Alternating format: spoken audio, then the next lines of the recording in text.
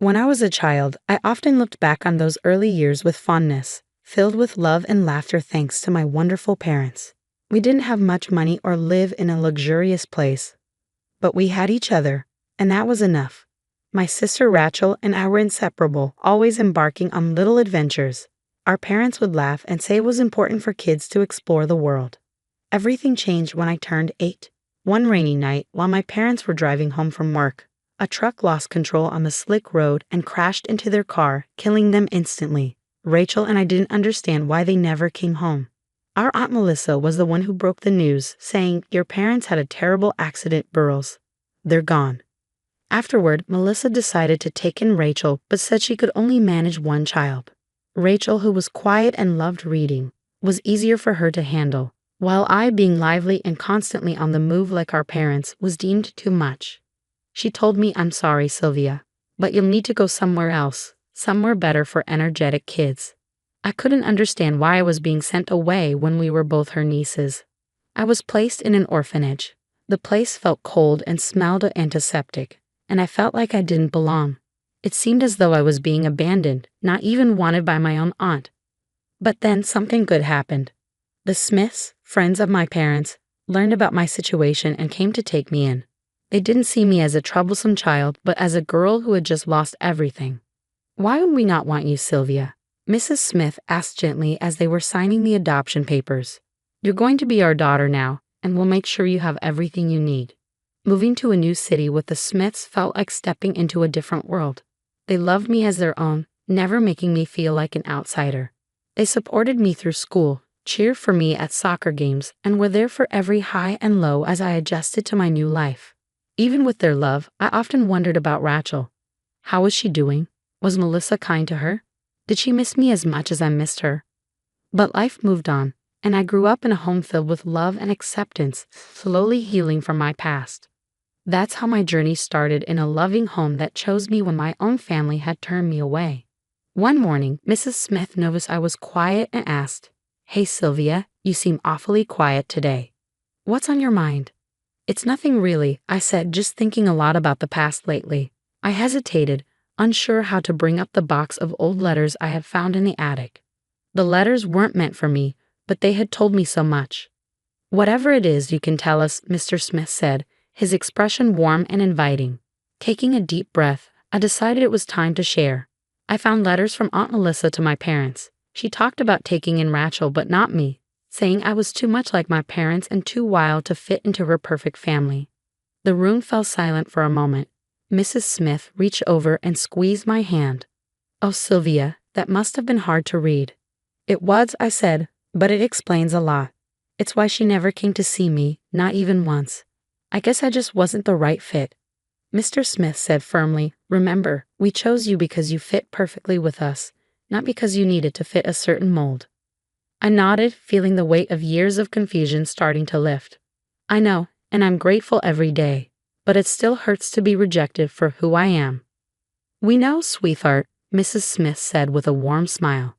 "But remember, you're not that little girl anymore. You're a strong young woman who has overcome so much." "You're right," I said. "I'm going to use this. I'm going to write my thesis on family dynamics and acceptance. Maybe I can help others understand and deal with similar situations." "That sounds like a wonderful idea," Mr. Smith said proudly. "We're so proud of you." The rest of my college years flew by as I focused on my studies and part-time work, driven by a desire to show that being too much can actually mean having a lot to offer. My thesis on family acceptance was well received, opening doors to graduate studies and a promising career in social work. Every success felt like a quiet reply to Aunt Melissa, proving that her rejection didn't define me but pushed me forward. My bond with my adoptive parents grew stronger, and I found comfort in knowing I was loved unconditionally as my career took off. I often thought about those difficult revelations and used them to fuel my passion for helping others. Every client I assisted and every family I saw reconcile felt like healing a small part of myself that had been hurt. Through it all, I kept moving forward, determined to live a life filled with love and acceptance, proving that sometimes being too much is just enough. One crisp afternoon, as I was settling into my office, my phone rang, breaking the quiet. It was an unfamiliar number. "Hello, Sylvia speaking." "This is Nurse Thompson from Greenwood Care Facility," the voice said. "I'm calling about Melissa, your aunt. She's been diagnosed with Alzheimer's, and her condition has worsened." Hearing Melissa's name after so long surprised me. "I'm sorry to hear that, but there must be some mistake. Melissa and I haven't been in contact for years." "I understand, Sylvia," Nurse Thompson said, but before her memory faded, she insisted we reach out to you if things got worse. Her family hasn't visited in months. I paused, letting her words sink in. "I see. What exactly are you asking of me?" "Just a visit," Nurse Thompson replied. "It might comfort her, even in her current state." I thought about it and felt an old wound reopening.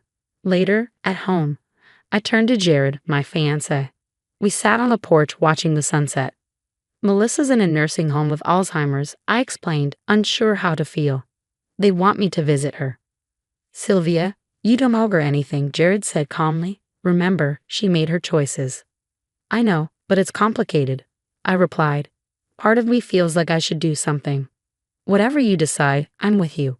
Just think about what's best for you," Jared encouraged. The next day, I talked to Mr. and Mrs. Smith. "Sylvia, it's okay to protect yourself," Mrs. Smith said warmly. "You have your own life and family now. Melissa made her choices." Mr. Smith added, "It's not your responsibility to fix it." Their words made sense, but I needed more perspective.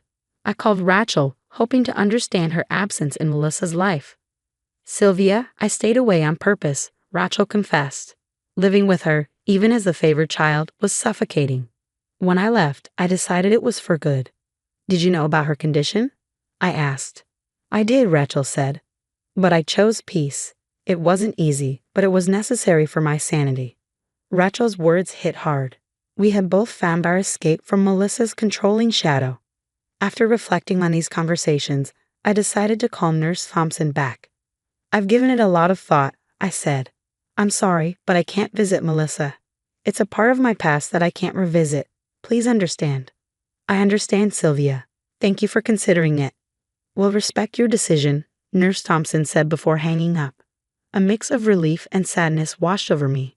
Jared held me close, his support unwavering. "You made the right choice for you, Sylvia," he assured me. Leaning into his embrace, I felt the strength of his support. Choosing to move forward on my own terms was one of the hardest but most freeing decisions I had ever made. A few days later, I met Rachel at a cozy little cafe. I was nervous but excited. It had been years since we had sat down together, just the two of us, trying to reconnect after so much time apart. As we sipped our coffee, Rachel broke the silence. "I've missed this, Sylvia. I've missed you." "I've missed you too," I replied. Her words made the familiar pain of our separation ease a bit. "I'm sorry we let so much time pass." "We were both dealing with a lot," Rachel said with a tentative but genuine smile. "But I'm glad we're here now." We started talking about our aunt, and I hesitated before speaking. I heard about Melissa's condition. It must have been tough hearing about it after all these years. Rachel's expression clouded for a moment. "Yeah, it brought up a lot of old feelings, but I realized that staying away was necessary for my own healing. She wanted to shape me into something I wasn't, and when I couldn't fit into that mold, it hurt a lot." I nodded, understanding her more than ever. She had been rejected in one way, and I had been rejected in another, just for being too much like Mom and Dad, too energetic, too lively. "It's ironic," Rachel mused. Rachel and I talked more about our past. She pushed us away, trying to mold us, and now she's the one left alone. I said, "I've decided not to visit her. It's hard, but it's what I need to do to protect my peace." "I hope that's okay." Rachel reached across the table and squeezed my hand. "It's more than okay, Sylvia. I support your decision. We both need to do what's best for us, not just what's expected." We spent the rest of our time together reminiscing about our childhood, the good and the bad, talking openly about our hurt and healing and the lives we reclaimed from Melissa's control. Felt therapeutic. "We have each other," Rachel said as we got ready to leave. "That's what matters. Let's not let anyone come between us again." I smiled, feeling a deep sense of relief and reconnection. "Agreed. It's us against the world, right?" "Right," Rachel echoed with a laugh. As we hugged goodbye, I felt lighter than I had in years. The renewed bond with my sister gave me strength. Driving home, I reflected on our journey, the pain Melissa caused, our personal growth, and our choice to keep our distance. It wasn't about holding grudges, but about choosing our well-being and focusing on a future that was ours, not dictated by the shadows of the past. That night, as I shared everything with Jared, his unwavering support and understanding highlighted the incredible strength I had gained, not just from my chosen family, but also from reconnecting with Rachel. Together, we were moving forward, healing from our scars, and building lives filled with love and purpose. The morning Melissa passed away, a chill settled in the air, not from the weather, but from the finality of the news. Rachel called me early. Her voice was steady but carried a hint of old grief. "It's over, Sylvia. Melissa is gone." As I processed Rachel's words, a mix of relief and sorrow tangled inside me. "Are you okay?" I asked, understanding the complexity of her feelings. "I think so. It's strange, isn't it, to feel relief that it's finally over," Rachel replied. "It is, but it's also okay," I said, feeling the truth of my words deeply. "We've been carrying this burden for too long." We decided to attend the funeral together, not for Melissa, but for ourselves, to close the chapter on our painful past. At the cemetery, the small gathering was a stark reminder of the solitary life Melissa had led in her final years. There were no warm eulogies, only the cold facts of her life and passing. As the pastor finished his prayers, Rachel squeezed my hand. It was a silent pact between us. We were here to say goodbye not just to Melissa, but to the shadow she had cast over our lives. Walking away from the cemetery, I felt like a chapter was finally closing, one that had lingered open for too long. In the weeks that followed, life moved swiftly towards a much happier occasion, my wedding. On the day of the ceremony, in the bridal suite, I was surrounded by the laughter and bustle of my bridesmaids. Rachel was there, radiant and supportive. No longer just my sister, but my best friend. "You look beautiful, Sylvia," she whispered, adjusting my veil. "Thanks to you. I couldn't have gotten here without your support," I replied. Our eyes met in the mirror, reflecting our shared history. The ceremony was everything I had dreamed of and more. Jared stood at the altar, his eyes filled with emotion as I walked toward him. The church was full of our friends and family, every face a reminder of the love and support that had guided me here. As Jared and I exchanged vows, promising to build a future together based on love and respect, I felt the weight of the past truly lift. We were moving forward, doing so on our terms, our lives defined not by past shadows, but by the light of what could be. The reception was a blur of music, dancing, and laughter. Mr. and Mrs. Smith danced every dance, their faces glowing with joy. Rachel gave a toast that brought everyone to tears, not just for its words of love, but for the journey it recounted, a journey of healing and rediscovery. As the night drew to a close, Jared and I stepped outside for a quiet moment. The stars sparkled above us, a tapestry of light against the dark sky. "We did it," I said, resting my head against Jared's shoulder. "We did," he agreed, kissing the top of my head. "Here's to new beginnings, to love, and to a future we create together." As we stood there, the night seemed to whisper around us, promising years of happiness built on the courage to make choices and the strength to let go of the past. The air was no longer heavy with loss but light with the promise of the life we were ready to live. Now that our story has reached its end, I have a question for all of you. Sylvia and Rachel chose to attend Melissa's funeral, not out of obligation, but to find closure on their own terms. Do you think attending the funeral of someone who hurt you is necessary for healing, or is it better to find peace from a distance? Share your thoughts and experiences in the comments below. Your insights can enrich our discussions and provide support to others facing similar dilemmas. If you found this story moving or thought-provoking, please like this video and subscribe to our channel for more content like this. We value each like, comment, and subscription as it helps our community grow and allows us to bring you more stories that matter. Thank you for watching. I look forward to reading your responses. "You can't just up and leave, Marnie. Family is forever." Clara's voice echoed in the kitchen. I took a deep breath, trying to steady my nerves. After 25 years of marriage, I thought Jack and I had built a life together, but lately it felt like we were drifting apart. His mother, Clara, had always been a presence in our lives, but her constant interference was taking its toll. "I'm not leaving, Clara," I said, my voice strained. "I just need some space to breathe." Clara scoffed, her eyes narrowing. "Space? What do you need space for? You have a husband who loves you and a family who needs you. What more could you want?" I bit my tongue, knowing that arguing with her was futile. Clara had a way of twisting my words, making me feel like I was the one being unreasonable. I glanced at Jack, hoping for some support, but he remained silent, his eyes fixed on the floor. I have a career, Clara, I said, trying to keep my voice even. I can't just drop everything every time you need something. Clara's face hardened. A career? What good is a career when your family is falling apart? I felt my blood boil. How dare she question my dedication to my family? I had worked hard to build a successful career, and I refused to feel guilty for it. My career is important to me, Clara, I said, my voice rising. And it's important to this family. Without my income, we wouldn't be able to afford the things we have. Clara's eyes flashed with anger. So that's what this is about? Money? You think you're better than us because you make more money than Jack? I shook my head, frustrated. That's not what I meant, and you know it. Jack finally spoke up, his voice quiet. Mom, please. Marnie works hard for this family. We should be grateful for everything she does. Clara sniffed, her eyes filling with tears. I just don't want to see this family fall apart. Is that so wrong? I sighed, feeling the weight of her words. I knew she meant well, but her constant meddling was suffocating.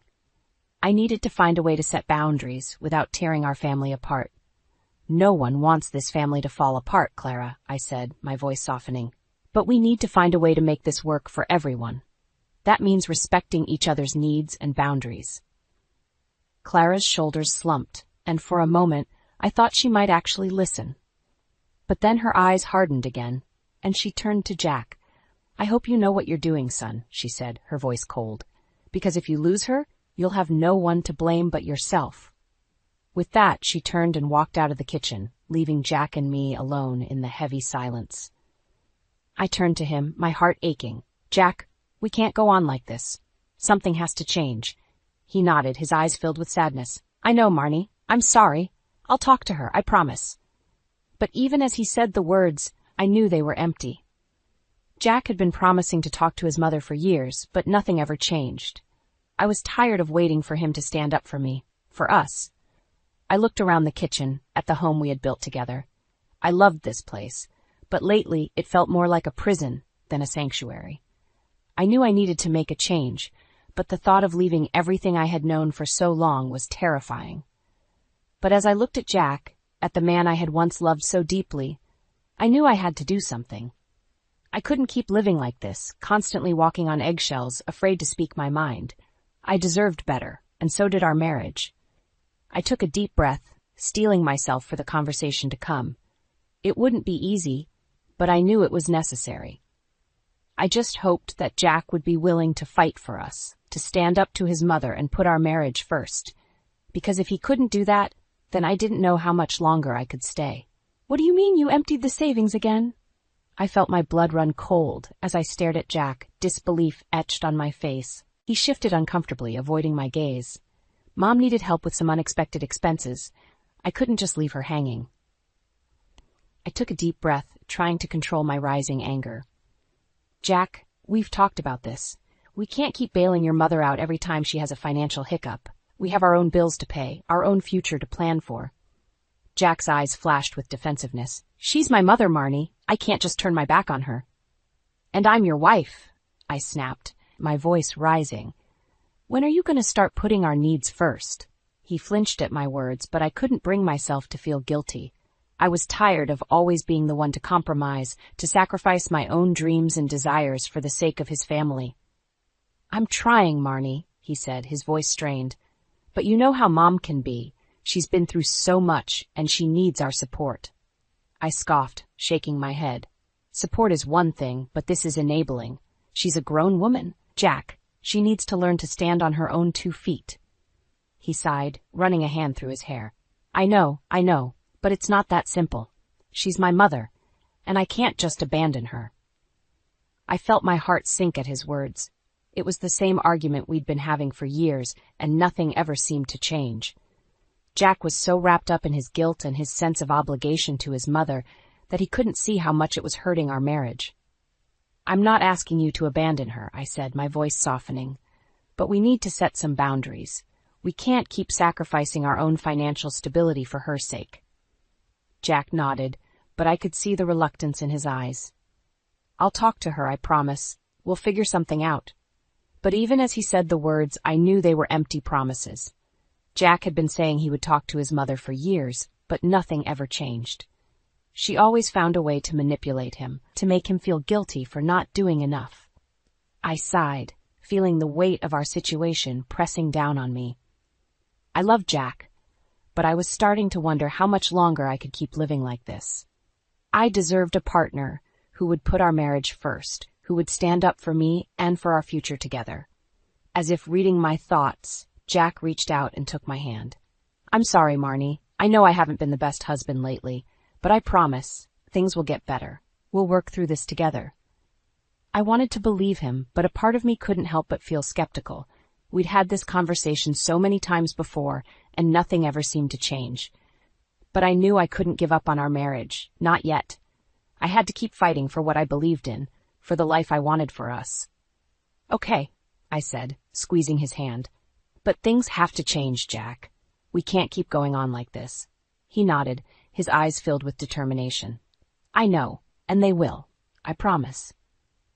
As we sat there in the kitchen, the weight of our problems hanging heavy in the air, I couldn't help but feel a sense of unease. I wanted to believe that things would get better, that Jack would finally stand up to his mother and put our marriage first.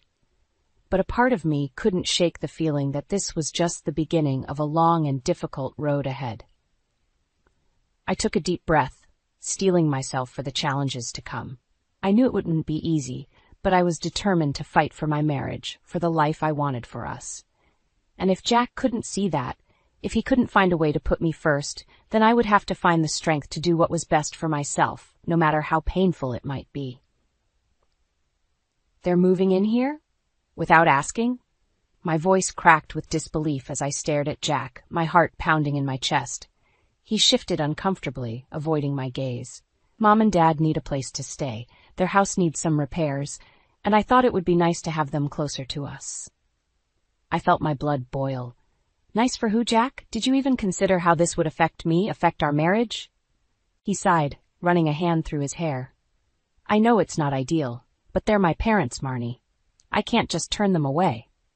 I shook my head, feeling the weight of his words crushing down on me. I had just returned from a business trip, exhausted and looking forward to some peace and quiet in my own home. Instead, I was greeted with the news that my in-laws were moving in, invading my space, and disrupting my life. "This is my home too, Jack," I said, my voice trembling with anger and frustration. "You can't just make these decisions without consulting me." He opened his mouth to respond, but before he could say anything, the front door burst open, and Clara walked in, followed closely by Harold. "Marnie, dear, you're back!" Clara exclaimed, her voice dripping with false sweetness. "Isn't it wonderful that we'll all be living together now?" I forced a smile, trying to hide my true feelings. "It's certainly a surprise, Clara. I had no idea you were planning on moving in." She waved her hand dismissively. "Oh, it was all Jack's idea. He's such a good son, always looking out for his family." I glanced at Jack, seeing the guilt and discomfort written all over his face. He knew how much this would upset me, but he had gone ahead with it anyway, putting his parents' needs above our own. As Clara and Harold began to unpack their belongings, I felt my heart sink. This was supposed to be our home, our sanctuary. But now, it felt like a prison, with my in-laws watching my every move and judging my every decision. I tried to keep my composure, but as the days went by, the tension only grew. Clara openly disrespected my space, rearranging my belongings and criticizing my choices. Harold was no better, constantly demanding attention and expecting me to cater to his every need. I found myself retreating to my work, staying late at the office just to avoid going home.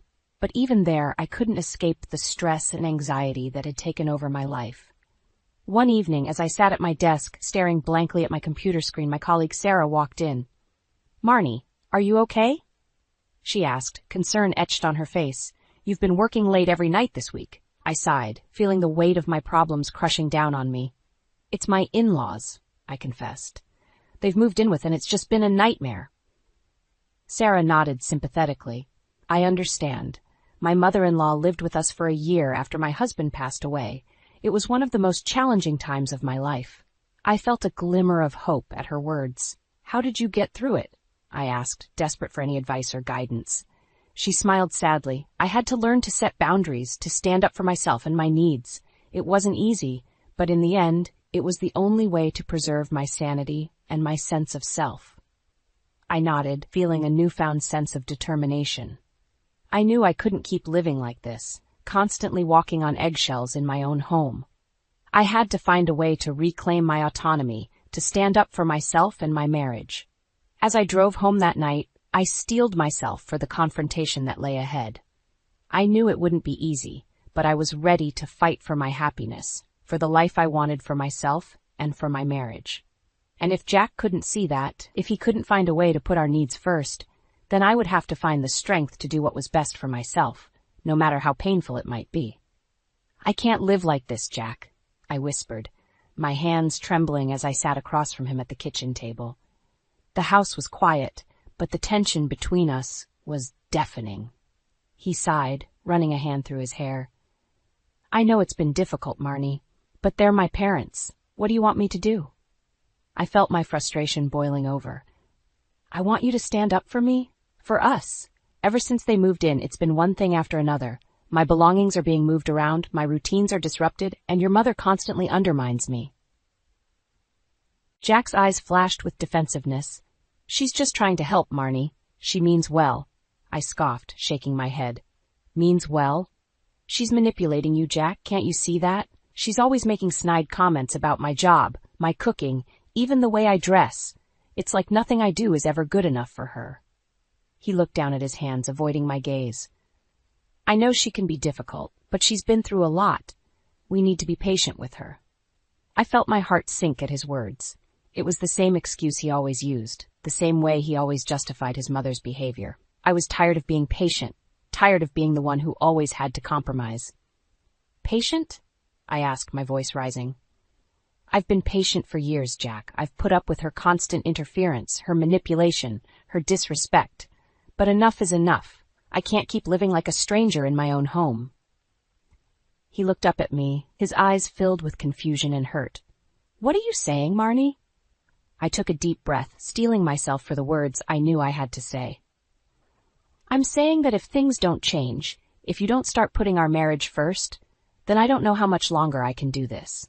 His eyes widened, and he reached across the table to take my hand. "Marnie, please, don't say that. I love you and I want to make this work." I pulled my hand away, feeling the weight of my decision pressing down on me. "Then prove it, Jack. Stand up to your mother. Set some boundaries. Show me that you value our marriage as much as I do." He nodded, his eyes filled with determination. "I will, Marnie, I promise. Things will be different from now on." But even as he said the words, I couldn't help but feel a sense of doubt. How many times had he made similar promises in the past, only to fall back into the same old patterns? How many times had I allowed myself to hope, only to be disappointed once again? As the days turned into weeks, the tension in the house only grew. Clara's presence was suffocating, and Harold's constant demands were draining. I found myself dreading coming home each night, knowing that I would be met with another argument, another battle for control of my own life. I tried to talk to Jack to make him see how much his parents' presence was affecting me, but he always found a way to defend them, to make excuses for their behavior. It was like he was blind to the damage they were causing, or worse, like he simply didn't care.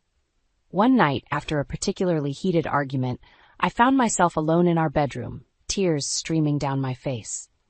I knew I couldn't keep living like this, constantly walking on eggshells in my own home. I deserved better, and so did our marriage. As I sat there, my mind racing with thoughts of escape, of starting over, I heard a knock at the door. I wiped my eyes, taking a deep breath before opening it to find Jack standing there, his face etched with concern. "Marnie, I'm sorry," he said, his voice soft. "I know I haven't been the husband you need me to be, but I promise things will be different from now on. I'll talk to my parents, set some boundaries. I'll put our marriage first, no matter what." I wanted to believe him, wanted to trust that he meant what he said. But a part of me couldn't help but wonder if it was too little, too late, if the damage had already been done, and if our marriage was beyond repair. As I looked into his eyes, searching for the truth behind his words, I knew that I had a decision to make. I could either keep fighting for a marriage that seemed to be slipping away, or I could find the strength to walk away, to start over on my own terms. And as much as it pained me to admit it, I knew that the latter might be the only way to save myself, to reclaim the life I had lost. It's either them or me, Jack. My ultimatum hung heavily in the air as I stared at my husband, my heart pounding in my chest. He looked at me, his eyes wide with shock. "What are you saying, Marnie?" I took a deep breath, steeling myself for the words I knew I had to say. "I'm saying that I can't keep living like this, Jack. Your parents have taken over our lives, and you've let them. You've chosen them over me time and time again, and I can't do it anymore." He shook his head, his voice pleading. "Marnie, please, they're my parents. I can't just turn my back on them." I felt my anger rising, hot tears stinging my eyes. "But you can turn your back on me? On our marriage? Jack, I've tried to be patient, I've tried to understand, but enough is enough. I deserve better than this."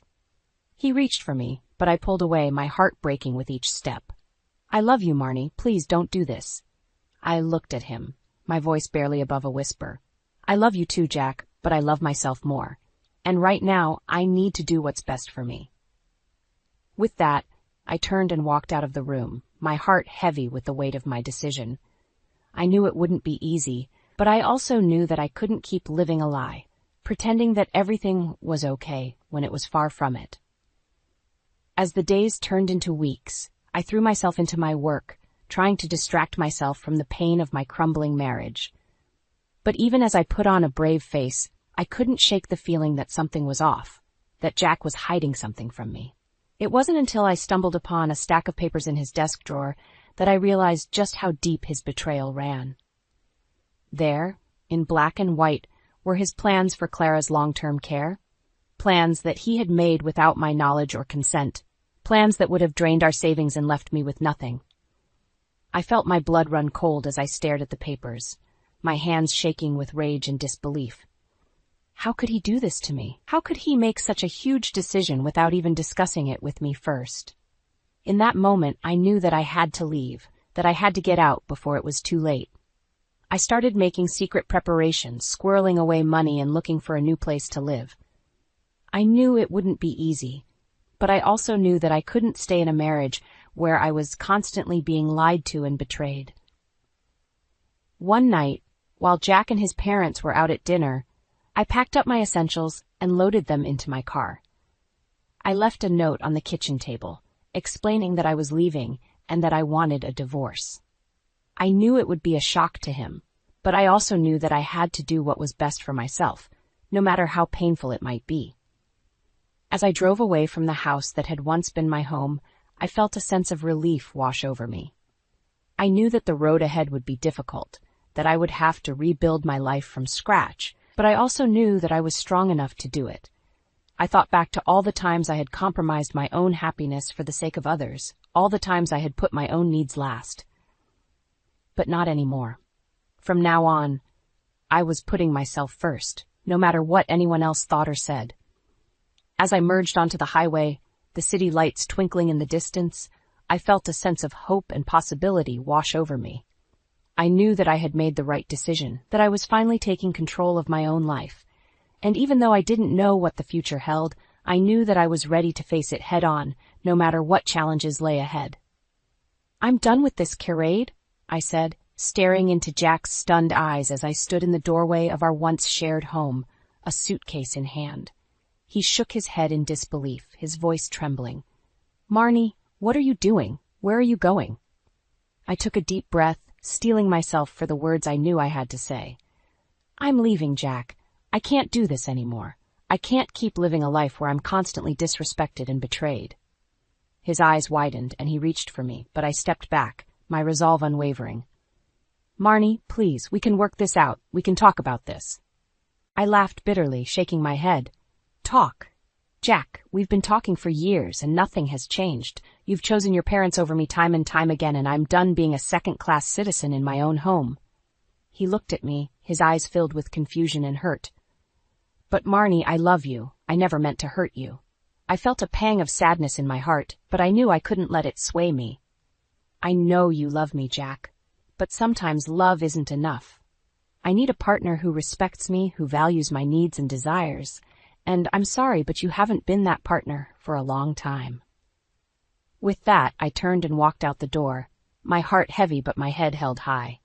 I knew it wouldn't be easy, starting over at my age, but I also knew that I deserved better than the life I'd been living. As I drove away from the house that had once been my home, I thought back to all the secret preparations I had made over the past few weeks. I had found a small apartment across town, a place where I could start fresh and rebuild my life on my own terms. I had transferred my essential belongings there bit by bit, careful not to arouse suspicion from Jack or his parents. I knew that they would be shocked when they discovered I was gone, that they would likely try to convince me to come back.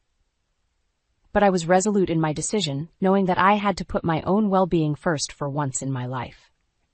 As the days turned into weeks, I threw myself into my new life, focusing on my work and my own personal growth.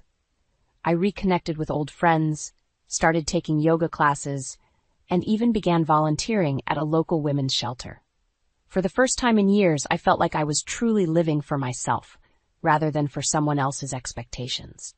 But even as I embraced my newfound freedom, I couldn't shake the feeling of unease that lingered in the back of my mind. I knew that Jack and his parents wouldn't let me go without a fight, that they would likely try to manipulate me into coming back. And sure enough, one evening as I was leaving work, I found Jack waiting for me in the parking lot, his face etched with desperation. "Marnie, please," he begged, his voice cracking with emotion. "Come home. We can fix this. I promise things will be different." I looked at him, my heart aching for the man I had once loved so deeply, but I knew that I couldn't go back, that I couldn't risk losing myself again in the toxic cycle of our marriage. "I'm sorry, Jack," I said, my voice steady and clear. "But I've made my decision. I need to do what's best for me, and that means moving on with my life." He looked at me, his eyes filled with a mixture of anger and despair. "But Marnie, we're married. We made a commitment to each other. You can't just walk away from that." I shook my head, a sad smile playing at the corners of my lips. "I'm not walking away from our commitment, Jack. I'm walking away from a situation that was slowly destroying me, and I hope that someday you'll understand that." With that, I turned and walked away, my heart heavy, but my spirit unbroken. I knew that the road ahead would be difficult, that I would face challenges and obstacles I had never encountered before. But I also knew that I was strong enough to face them head on, to build a life that was truly my own. And for the first time in years, I felt a sense of hope and possibility that I had almost forgotten existed. "You've taken everything from us, Marnie," Clara snarled, her face contorted with anger as she stood on the doorstep of my new apartment, Jack hovering behind her.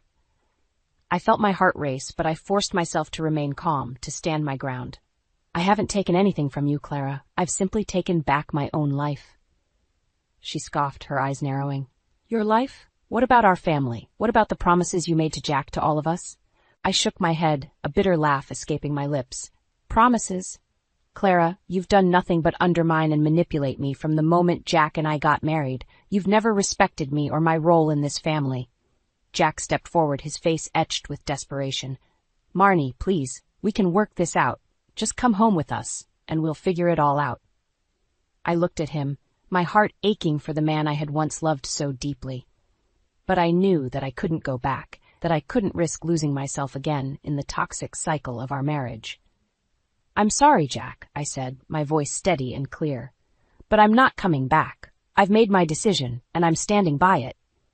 Clara's face twisted with rage, and she lunged forward, her finger pointing accusingly at me. "You selfish, ungrateful woman. After everything we've done for you, this is how you repay us? By abandoning your family and running off to play house on your own?"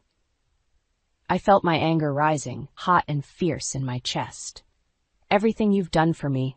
Clara, all you've ever done is try to control me, to make me feel small and insignificant. You've never once treated me like an equal partner in this family." She scoffed, her eyes flashing with contempt. "Equal partner? Marnie, you're nothing but a gold digger who married my son for his money and then abandoned him when things got tough." I felt my jaw clench, my hands balling into fists at my sides. "How dare you?" I said, my voice low and dangerous. I have never been after Jack's money. I married him because I loved him, because I wanted to build a life with him. But you've never been able to see that, have you? You've always seen me as a threat, as someone who is trying to take your place in Jack's life." Clara's face paled, and she took a step back, her eyes wide with shock. "That's not true," she said, her voice trembling. "I've only ever wanted what's best for my son, for our family."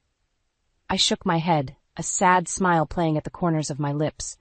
"No, Clara, you've only ever wanted what's best for yourself. You've used guilt and manipulation to keep Jack under your thumb, to make him choose you over me time and time again, and I'm done being a pawn in your games." Jack looked at me, his eyes filled with a mixture of anger and despair. "Marnie, please, don't do this. We can fix this. I know we can." I looked at him, my heart breaking for the man I had once loved so deeply, but I knew that I had to stand firm, that I had to protect myself and my own well-being. "I'm sorry, Jack," I said, my voice soft but resolute. "But I've made my decision. I need to do what's best for me, and that means moving on with my life. I hope that someday you'll understand that." With that, I turned and walked back into my apartment, closing the door firmly behind me. I leaned against it, my heart racing and my hands trembling. I knew that the confrontation had been necessary, that I had needed to stand up for myself and my own needs, but that didn't make it any easier, didn't erase the pain and heartbreak of leaving behind the life I had once known. As I stood there trying to catch my breath and calm my racing thoughts, I heard a soft knock at the door. I hesitated for a moment, wondering if it was Jack or Clara come to try and convince me to change my mind. But when I opened the door, I was surprised to see Elias standing there, a concerned look on his face. "Marnie, are you okay?" he asked, his voice gentle and soothing. I heard shouting from the hallway. "Is everything all right?" I felt my eyes fill with tears, and I shook my head, my voice cracking with emotion. "No, Elias, everything is not all right. But it will be. I know it will be." He nodded, his eyes filled with understanding and compassion. "I'm here for you, Marnie. Whatever you need, I'm here." I smiled through my tears, feeling a sense of gratitude and warmth wash over me. I knew that the road ahead would be difficult, that I would face challenges and obstacles I had never encountered before. But I also knew that I wasn't alone, that I had people in my life who cared about me and supported me. And for the first time in years, I felt a sense of hope and possibility that I had almost forgotten existed. "For the first time in years, I feel free," I wrote in my diary, a smile playing at the corners of my lips as I sat in my cozy new apartment, the morning sun streaming through the windows. It had been 6 months since I had left Jack and his family, 6 months since I had taken the leap of faith and started over on my own terms. And while it hadn't been easy, I knew that I had made the right decision. In the weeks following my confrontation with Clara and Jack, I had thrown myself into my work, focusing on my career and my own personal growth. I had started taking yoga classes, joined a book club, and even begun volunteering at a local women's shelter. But perhaps the most rewarding thing I had done was start a support group for women who had gone through similar experiences to my own. Every week, we would meet at a local community center, sharing our stories and offering each other support and encouragement. As I sat there, listening to the other women talk about their own struggles and triumphs, I felt a sense of connection and purpose that I had never experienced before. I knew that I wasn't alone, that there were other women out there who had faced the same challenges and come out stronger on the other side. One evening, after a particularly emotional meeting, I found myself walking home with Sarah, my colleague and confidant. We had grown closer over the past few months, bonding over our shared experiences and our determination to build better lives for ourselves. "I'm so proud of you, Marnie," she said, her voice warm and sincere. "You've come so far in such a short time. I know it hasn't been easy, but you've handled everything with such grace and strength." I felt my eyes fill with tears, and I reached out to hug her, feeling a sense of gratitude and warmth wash over me. "Thank you, Sarah," I said, my voice cracking with emotion. "I couldn't have done it without you, without all of you." She smiled, her eyes twinkling with mischief. "Well, I think there's one person in particular who's been a big help to you lately. A certain coworker with a charming smile and a kind heart." I felt my cheeks flush and I looked down at my feet, trying to hide my smile. Elias has been a good friend, I said, my voice soft and shy. But that's all it is, a friendship. Sarah raised an eyebrow, her lips twitching with amusement. Sure, Marnie, whatever you say. I laughed, feeling a sense of lightness and joy that I hadn't experienced in years. I knew that Sarah was right, that there was something special growing between Elias and me. But I also knew that I needed to take things slow, to focus on my own healing and growth before I could even think about starting a new relationship. As I walked into my apartment that night, I couldn't help but feel a sense of pride and accomplishment. I had come so far in such a short time, had faced my fears and taken control of my own life. And while I knew that there would still be challenges and obstacles ahead, I also knew that I was strong enough to face them head-on. I thought back to the life I had once known, to the years I had spent trapped in a toxic and unhealthy marriage. I thought of Jack and Clara, struggling to adjust to their new reality without me, living in a cluttered and chaotic house that they could barely maintain on their own. A part of me felt a twinge of sadness for them, knowing that they were facing the consequences of their own actions and choices. But I also knew that I couldn't dwell on the past, that I had to keep moving forward and building the life that I wanted for myself. As I sat down at my desk, ready to start a new day and a new chapter in my life, I couldn't help but smile. I knew that the road ahead would be long and winding, that there would be ups and downs and twists and turns. But I also knew that I was ready for whatever lay ahead, that I had the strength and the resilience to face anything that came my way. And for the first time in years, I felt truly happy, truly at peace with myself and my choices. I knew that I had made the right decision, that I had taken back my life and my freedom, and I knew that no matter what happened next, I would never let anyone take that away from me again. Ellen, I can't believe you turned down my parents' invitation. They were just trying to help. What's wrong with you? Mark's words cut through me like a knife. I stared at him in disbelief, struggling to keep my composure. After 30 years of marriage, I thought he knew me better than that. Help? You call your mother's constant meddling and criticism help? I shot back, my voice trembling with frustration. She wants to move in with us permanently, Mark. Don't you see how suffocating that would be? He shook his head, his expression a mixture of exasperation and disappointment. Mom's getting older, Ellen. She needs us. I bit my tongue, resisting the urge to remind him of all the times his mother had belittled my choices, undermined my authority as a parent, and driven a wedge between us. Nancy Peterson had made it her life's mission to control every aspect of our lives, and Mark was too blind to see it. What about what I need, Mark? I asked, my voice barely above a whisper. When was the last time you considered my feelings? He opened his mouth to respond, but I held up my hand, cutting him off. I was tired of having the same argument, tired of feeling like an outsider in my own home.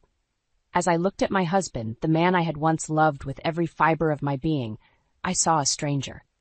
The years had slowly chipped away at our bond, eroding the foundation of our marriage, until all that was left was a hollow shell. I thought back to the early days, when Mark's fledgling business was struggling, and I had put my own career on hold to support him. I had believed in him, in us, and sacrificed so much for the sake of our family. But somewhere along the way, that selfless devotion had become a noose around my neck, strangling the life out of me. Nancy had been there every step of the way, her sharp tongue and critical eye picking apart my every decision. And Mark, bless his soul, had always taken her side, too afraid to stand up to his overbearing mother. I'm done, Mark, I said, my voice steady and resolute. I've given everything to this marriage, to our family, and what have I received in return? Disrespect, neglect, and a complete disregard for my feelings. His eyes widened, and he opened his mouth to protest, but I held up my hand once more. No, let me finish. I've spent too long trying to please everyone else, sacrificing my own happiness for the sake of keeping the peace. But not anymore. I could see the confusion and hurt etched on his face, but I felt no remorse. For the first time in years, I felt alive, a fire burning within me that had been smothered for far too long. I'm taking back control of my life, Mark, and if you can't support me in that, then maybe it's time we reevaluated our relationship. The words hung in the air, heavy with the weight of decades of unspoken resentment and pain. I knew there was no turning back, no more compromises to be made. This was the moment I had been waiting for, the moment when I would finally stand up for myself and demand the respect I deserved. And as I looked into Mark's eyes, I saw the first glimmers of understanding dawning on him. He might not have realized it yet, but a storm was brewing, and I was the eye of the hurricane, calm and resolute, ready to unleash a fury that would shake the very foundations of our lives. The memories came flooding back, a torrent of emotions I had suppressed for far too long. I thought back to the early days of our marriage, when Mark's fledgling business was struggling, and I had put my own dreams on hold to support him. It was a sacrifice I had made willingly, believing in the strength of our love and the future we were building together. Little did I know that the seeds of my discontent had been planted long before, nurtured by the ever-present specter of Nancy Peterson, my mother-in-law from hell. From the moment I met her, Nancy had made it clear that I would never be good enough for her precious son. Her cutting remarks and disapproving glares were a constant reminder that, in her eyes, I was an interloper, a mere footnote in the grand narrative of the Peterson family legacy. "You know, Ellen, a woman's place is in the home," she would say, her voice dripping with condescension. "Mark needs a wife who can take care of him, not some career-obsessed harpy." I would bite my tongue, swallowing the bitter retorts that threatened to spill forth. Mark would simply shrug, too afraid to stand up to his domineering mother, and I would be left to seethe in silence. As the years passed, Nancy's influence only grew stronger. She would insert herself into every aspect of our lives, from the way we decorated our home to the way we raised our children, and Mark, ever the dutiful son, would acquiesce to her every whim, leaving me feeling increasingly isolated and alone. I remember the day I discovered the truth about her interference in my life. It was a chance encounter with an old friend, one I hadn't seen in years, that opened my eyes to the depths of Nancy's manipulation. "Ellen, I've been trying to reach you for ages," my friend had said, her brow furrowed in concern. "I kept calling, but your mother-in-law said you didn't want to be disturbed." The realization hit me like a ton of bricks. All those missed opportunities, those connections I had allowed to wither and die, all because of Nancy's meddling. She had systematically cut me off from my support system, isolating me from the very people who could have helped me see the truth about my marriage. In that moment, the scales fell from my eyes, and I saw my relationship with Mark for what it truly was. A twisted web of lies and deceit, spun by a master manipulator who had been pulling the strings all along.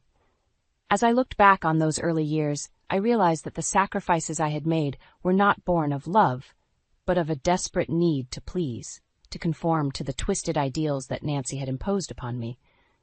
And Mark, my supposed partner in life, had been complicit in it all, content to let his mother dictate the terms of our existence. The anger that had been simmering within me for years began to boil over, a white-hot rage that threatened to consume me. How could I have been so blind, so willing to sacrifice my own happiness for the sake of a man who had never truly seen me as an equal? It was in that moment that I made a vow to myself. No more. No more sacrifices, no more compromises. I would take back control of my life, reclaim the independence that had been stolen from me, and exact a revenge so sweet that even Nancy Peterson would be forced to acknowledge the strength and resilience of the woman she had so callously underestimated. The path ahead would not be easy, but I was ready to shed the shackles of my past and embrace a future of my own making, one where I would never again be beholden to the whims of others. It was time for Ellen Morrison to rise from the ashes and take her rightful place in the world, no matter the cost. The tension in our home was palpable, a thick miasma of resentment and bitterness that hung in the air like a noxious cloud. Mark had become a stranger to me, a mere shadow of the man I had once loved, his every action a testament to the corrosive influence of his mother. It was as if a switch had been flipped, and the once attentive husband I had known had been replaced by a cold, indifferent stranger. He would come home from work, barely acknowledging my presence, and retreat to his study, shutting me out both physically and emotionally. "Mark, we need to talk," I would say, my voice trembling with a mixture of hurt and frustration. He would barely look up from his computer, his brow furrowed in concentration. "Can it wait, Ellen? I'm swamped with work."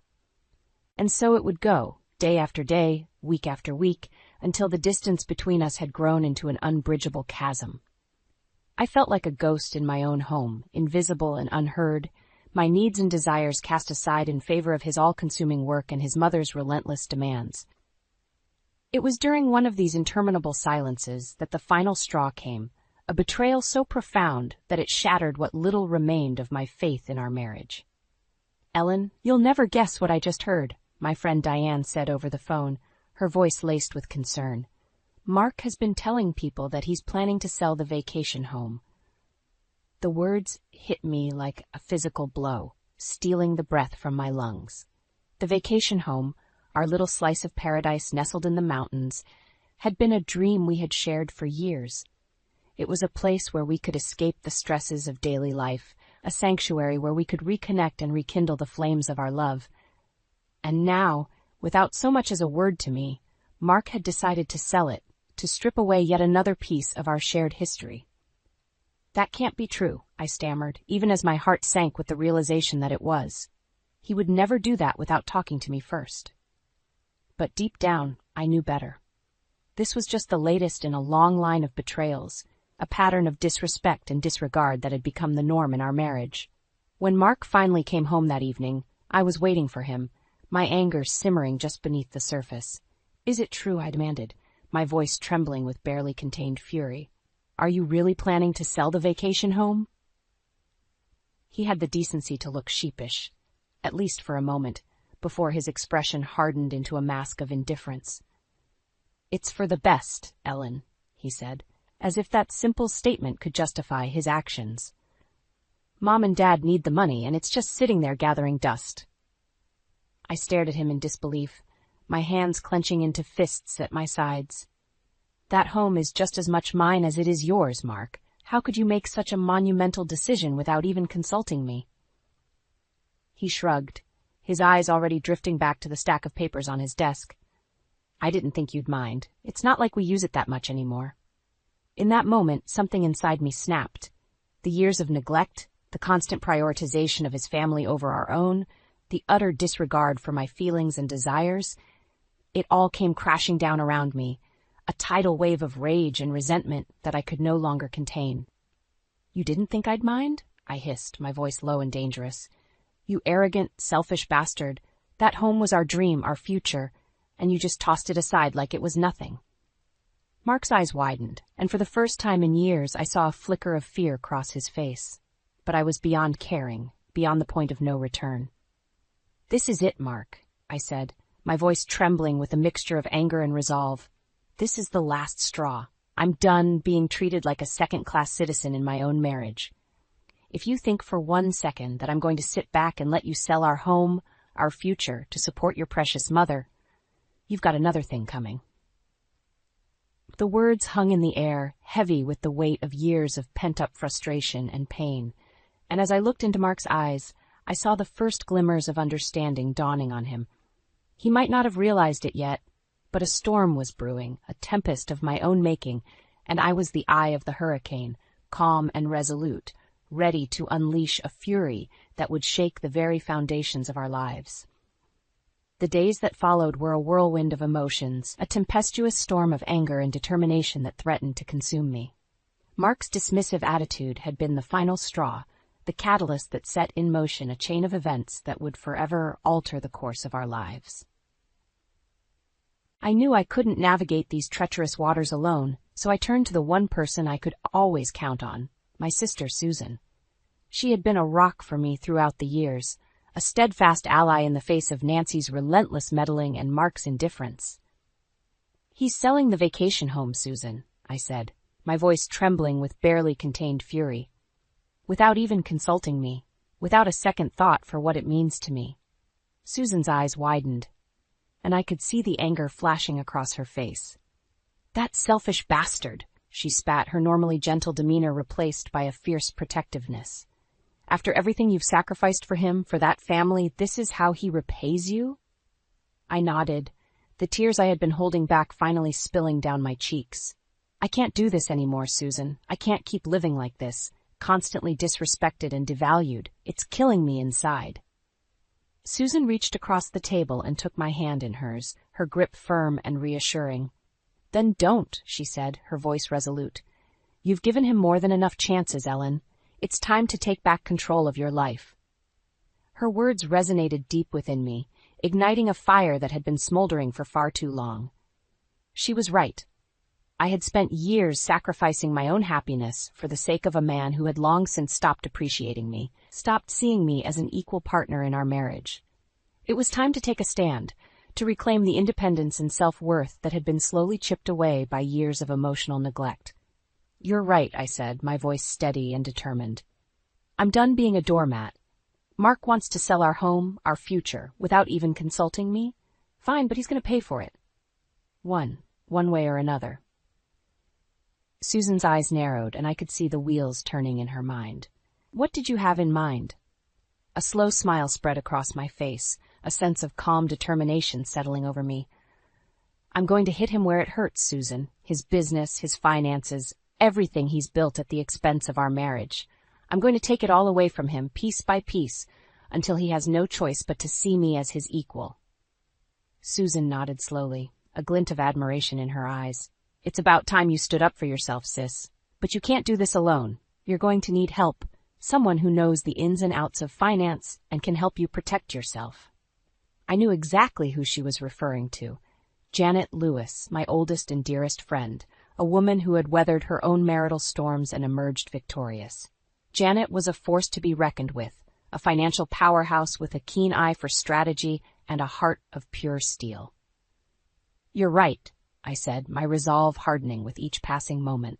"It's time to call in the cavalry." The wheels were in motion, and there was no turning back. Mark might have thought he had won, that he could simply discard me like an unwanted relic of the past, but he was sorely mistaken. I was done being the meek, submissive wife, the one who turned a blind eye to his indiscretions and his mother's manipulations. No, this was a new chapter in my life, a rebirth of sorts, and I was determined to emerge from the ashes stronger, fiercer, and more resilient than ever before. Mark had awoken a sleeping giant, and by the time I was through with him, he would rue the day he ever dared to underestimate the power of a woman scorned. The next few days were a whirlwind of clandestine meetings and hushed conversations as Susan and I put the wheels in motion for my grand plan of retribution. Janet Lewis, my oldest and dearest friend, was the linchpin that would hold everything together. Janet was a force to be reckoned with, a financial powerhouse who had weathered her own marital storms and emerged victorious. She was the one who had helped me secure my finances years ago, ensuring that a portion of my assets were safely tucked away beyond Mark's reach. "Ellen, you know I've always had your back," Janet said as we sat across from each other in her sleek downtown office. "But are you sure about this? Once you set this plan in motion, there's no going back." I met her gaze, my resolve unwavering. "I've never been more sure of anything in my life, Janet. Mark has taken me for granted for the last time. It's time he learned what it means to truly respect me." Janet nodded slowly, a glint of admiration in her eyes. "All right then, let's get to work." Over the next few days, Janet and I pored over financial statements, legal documents, and business records, meticulously piecing together a comprehensive picture of Mark's empire. It was a tangled web of shell companies, offshore accounts, and questionable dealings, the perfect ammunition for my revenge.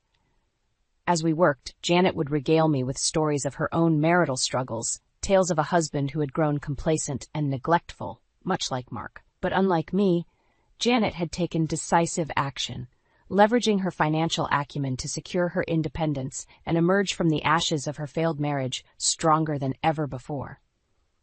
"You know, Ellen, when I was going through my own hell, the one thing that kept me going was the strength of my friendships," she said, her voice tinged with a mixture of sadness and resolve.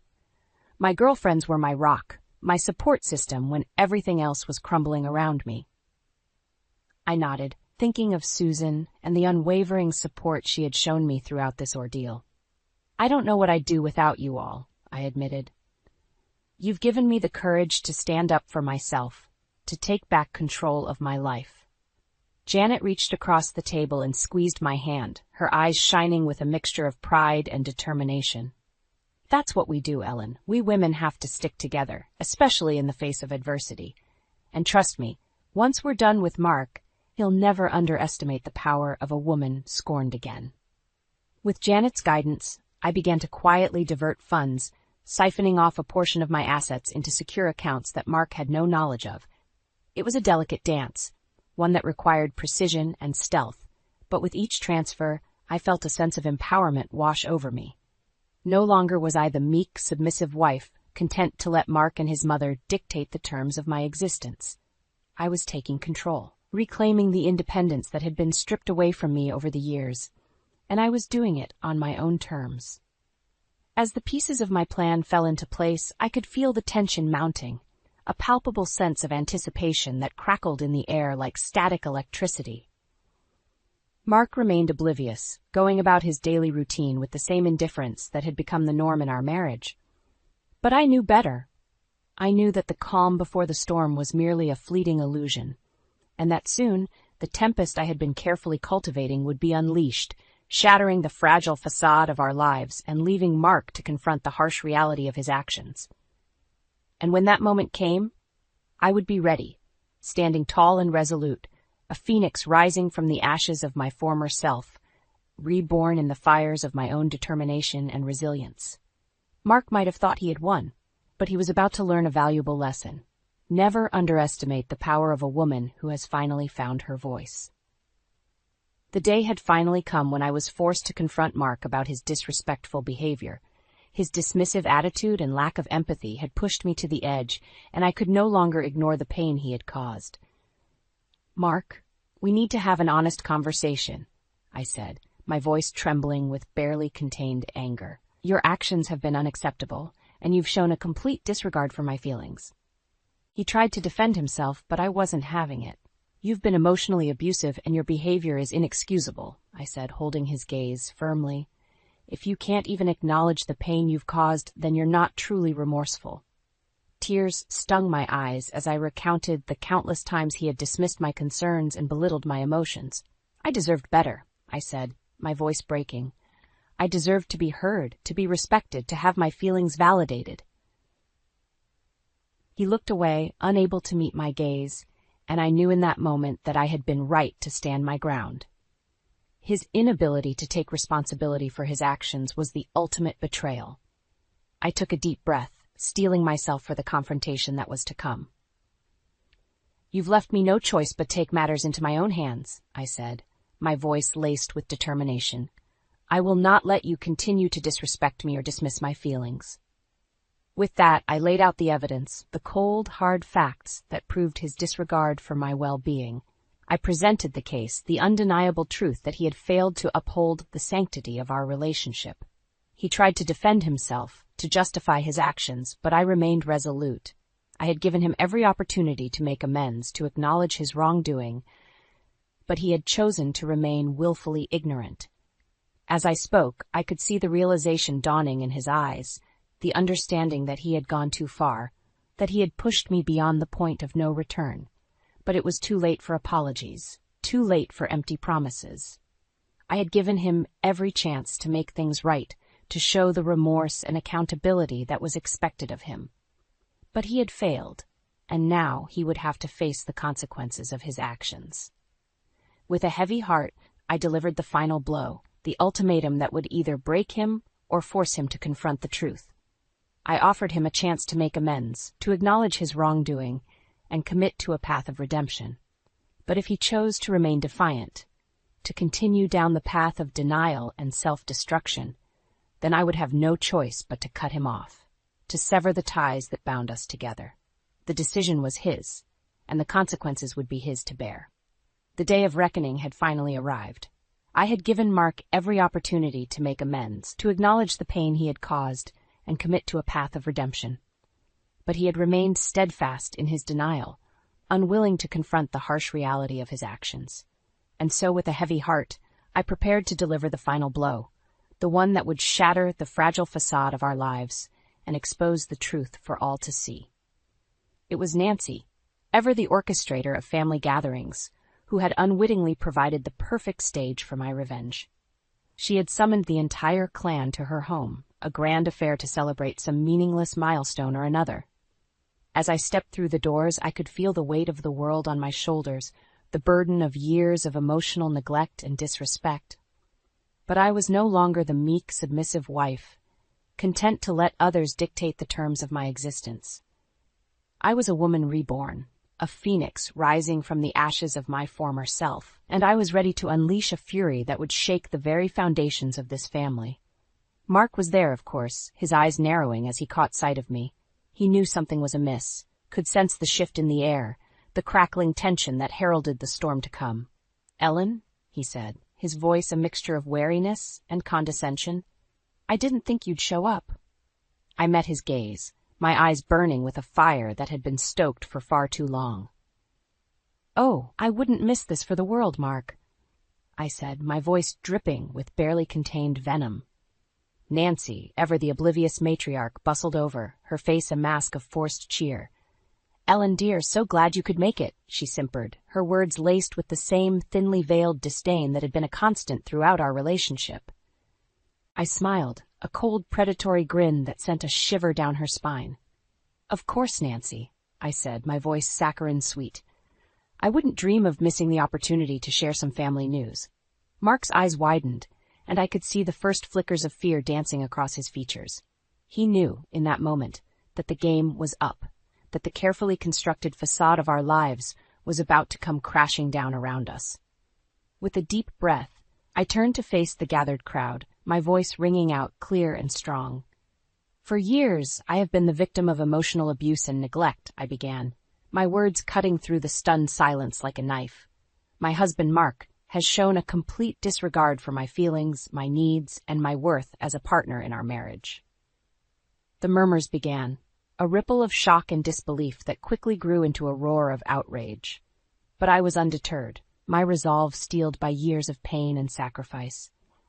"But that ends today," I declared, my voice rising above the clamor. "I will no longer be a silent witness to my own devaluation. I will no longer allow myself to be treated as a second-class citizen in my own home." Mark tried to interject, to stem the tide of my fury, but I silenced him with a single, withering glare. "You have betrayed me in the most profound way, Mark," I said, my voice trembling with barely contained emotion. "You have taken my love, my loyalty, my sacrifices, and cast them aside as if they were worthless, but no more." With a flourish, I produced the evidence, the damning proof of his misdeeds and financial indiscretions. The room fell silent, the weight of the revelations hanging heavy in the air. "This is the price of your neglect, Mark," I said, my voice ringing with a new strength and conviction. "This is the consequence of your disrespect and emotional abuse." Mark's face contorted with rage, his carefully cultivated mask of indifference crumbling before my very eyes, but I was unmoved, my resolve unshakable. "You thought you could control me, manipulate me into submission," I said, my voice laced with a mixture of sadness and triumph. "But you underestimated the depth of my resilience, the strength of my spirit." As I looked around the room, I saw the dawning realization in the eyes of my family and friends. They understood, in that moment, the depths of my struggle, the pain I had endured in the name of preserving a hollow facade of marital bliss. And in their eyes, I saw something more, a glimmer of respect, a newfound appreciation for the woman who had emerged from the ashes of her former self, stronger, fiercer, and more resilient than ever before.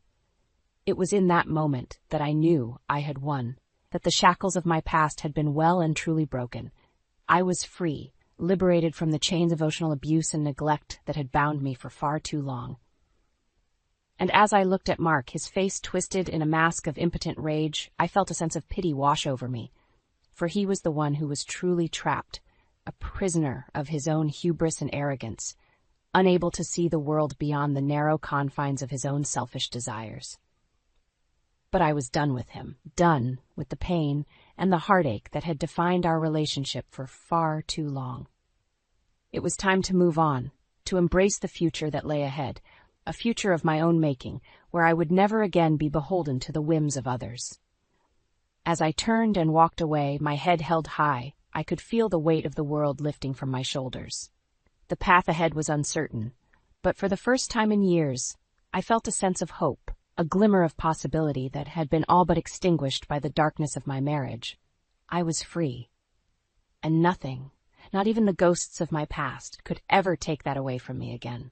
The weight of the world had been lifted from my shoulders, and with each step I took away from that fateful family gathering, I felt lighter, freer than I had in years. The shackles of my past had been well and truly broken, and I was finally able to breathe again, to embrace the future that lay ahead with a sense of hope and possibility. As I stepped out into the crisp autumn air, I was greeted by the warm embrace of my sister, Susan. Her eyes shone with a mixture of pride and relief, a silent acknowledgement of the strength and resilience I had displayed in the face of adversity. "You did it, sis," she said, her voice thick with emotion. "You stood up for yourself, and you won." I nodded, a slow smile spreading across my face. "I didn't I?" I mused, the weight of my actions finally sinking in. I took back control of my life, my future. Susan pulled me into a tight hug, her arms a comforting reminder that I was not alone, that I had a support system of strong, fierce women who would always have my back. "I'm so proud of you, Ellen," she whispered. "You've shown us all what it means to be truly resilient, to never give up in the face of adversity." As we parted, I caught sight of Janet, her eyes shining with a mixture of admiration and understanding. She had been there, had walked the same path of emotional liberation that I now found myself on, and her presence was a reminder that the road ahead, while uncertain, was one that could be navigated with the right support system. "You did good, kiddo," she said, her voice laced with a mixture of pride and affection. "You showed that bastard what it means to underestimate the power of a woman scorned." I laughed, a genuine, full-bodied laugh that seemed to release years of pent-up tension and anguish. "I couldn't have done it without you, Janet," I said, reaching out to squeeze her hand. "You gave me the tools, the strength, to take back control of my life." Janet waved away my gratitude, her eyes twinkling with a mixture of mischief and resolve. "Don't thank me yet, kiddo," she said. "We've still got work to do, a whole new chapter of your life to write." And with those words, I felt a sense of excitement bubbling up within me, a newfound zest for life that had been all but extinguished by the darkness of my marriage. The future was a blank canvas, waiting to be painted with the vibrant colors of my own making, and I was ready to embrace it with open arms. In the days and weeks that followed, I set about rebuilding my life, piece by piece. I found a cozy little apartment closer to Susan, a sanctuary where I could truly call the shots, where the ghosts of my past could no longer haunt me. I rediscovered old hobbies and passions that had been pushed aside in the name of keeping the peace, and I found myself reconnecting with old friends, forging new bonds, and strengthening the ties that had been strained by years of emotional neglect. It was a rebirth of sorts, a chance to reclaim the parts of myself that had been lost in the whirlwind of my marriage. And with each passing day, I felt myself growing stronger, more confident, more resilient than ever before. Of course, there were moments of doubt, fleeting shadows of insecurity that would creep in and threaten to derail my progress. But in those moments, I would turn to my support system, my sisterhood of fierce, unapologetic women who had walked the same path and emerged victorious. And in their eyes, I would see a reflection of my own strength, a reminder that I was not alone, that I had the power to shape my own destiny and forge a future that was truly my own. As I looked ahead, I couldn't help but feel a sense of excitement and possibility. The road ahead was uncertain, but for the first time in years, I felt truly alive, truly free to embrace the world on my own terms. And who knows, maybe, someday, I would find the courage to open my heart to the possibility of companionship once again. But this time, it would be on my terms, with a partner who saw me as an equal, who respected and valued the strength and resilience that had carried me through the darkest of times. For now, though, I was content to simply revel in my newfound independence, to bask in the warmth of my own self-worth, and the knowledge that I had emerged from the ashes of my past, a stronger, fiercer, and more resilient woman than ever before. The future was mine to shape, and I intended to make the most of every single moment. "Rachel, what are you hiding from me? I'm not just a caregiver, I'm your wife." My voice trembled as I confronted my husband, my eyes threatening to spill over. Rachel looked up from his laptop, his expression a mix of annoyance and dismissal. "Monica, please, I don't have time for your dramatics. I have important work to do." I clenched my fists, the hidden drawer of love letters and intimate photos burning in my mind. "Don't brush me off like I'm some hired help. I found your little secret stash. Who is she?" Rachel sighed, closing his laptop. "It was a long time ago, before we were married. Ancient history." "Ancient history?" I scoffed. "Those photos look pretty recent to me, and the letters are dated from last year." "Enough!" Rachel snapped, his voice sharp. "I don't have to explain myself to you. Your job is to take care of my mother, not pry into my personal affairs." I recoiled as if he'd slapped me. "Your mother? Is that all I am to you? A glorified nurse?" Rachel stood, towering over me. "Don't be so dramatic. You knew what you were getting into when you married into this family." I opened my mouth to protest, but he cut me off. "I have to go. Mother needs her medication." He brushed past me, leaving me trembling with a potent mix of anger and hurt. As the front door slammed, I sank onto the couch, tears streaming down my cheeks. How had my life come to this? I was a successful caregiver before meeting Rachel, respected and independent. Now I felt like a prisoner in my own home, trapped by the weight of his indifference and the secrets he kept. But as the anger simmered within me, a newfound determination took root. I wouldn't be dismissed or ignored any longer. It was time to take control of my life and uncover the truth, no matter how ugly it might be. I wiped my tears and stood, my hands steady. Rachel might think he could brush me aside, but he had no idea what I was capable of. I was done being the obedient wife. It was time to fight back. The next few weeks were a whirlwind of activity. I pored over the hidden letters and photos, piecing together the sordid details of Rachel's affair. The woman's name was Samantha, and their trysts had been going on for years, even after our marriage. But the betrayal ran deeper than just infidelity. I also uncovered evidence of financial mismanagement, with Rachel siphoning funds from his mother's accounts for his own use. Judith, my frail mother-in-law, was being taken advantage of by her own son. As the truth unraveled, my anger grew, fueled by a newfound sense of purpose. I wouldn't just confront Rachel. I would take back control of my life and protect Judith from further exploitation. The day Rachel returned from one of his business trips, I was ready. I laid out the evidence on the coffee table, my hands trembling with a mix of nerves and anticipation. When he walked through the door, his eyes widened at the sight of the damning letters and bank statements. "Monica, what is all this?" I met his gaze, my voice steady. "The truth, Rachel. The truth about your affair, your lies, and your betrayal of this family." His expression hardened. "How dare you go through my personal belongings? How dare you treat me like a servant in my own home?" I shot back. "I'm your wife, not some hired help, and I won't stand for your disrespect any longer." Rachel opened his mouth to protest, but I held up a hand, silencing him. "It's my turn to talk. I know everything about Samantha, about the money you've been stealing from your mother. It ends now."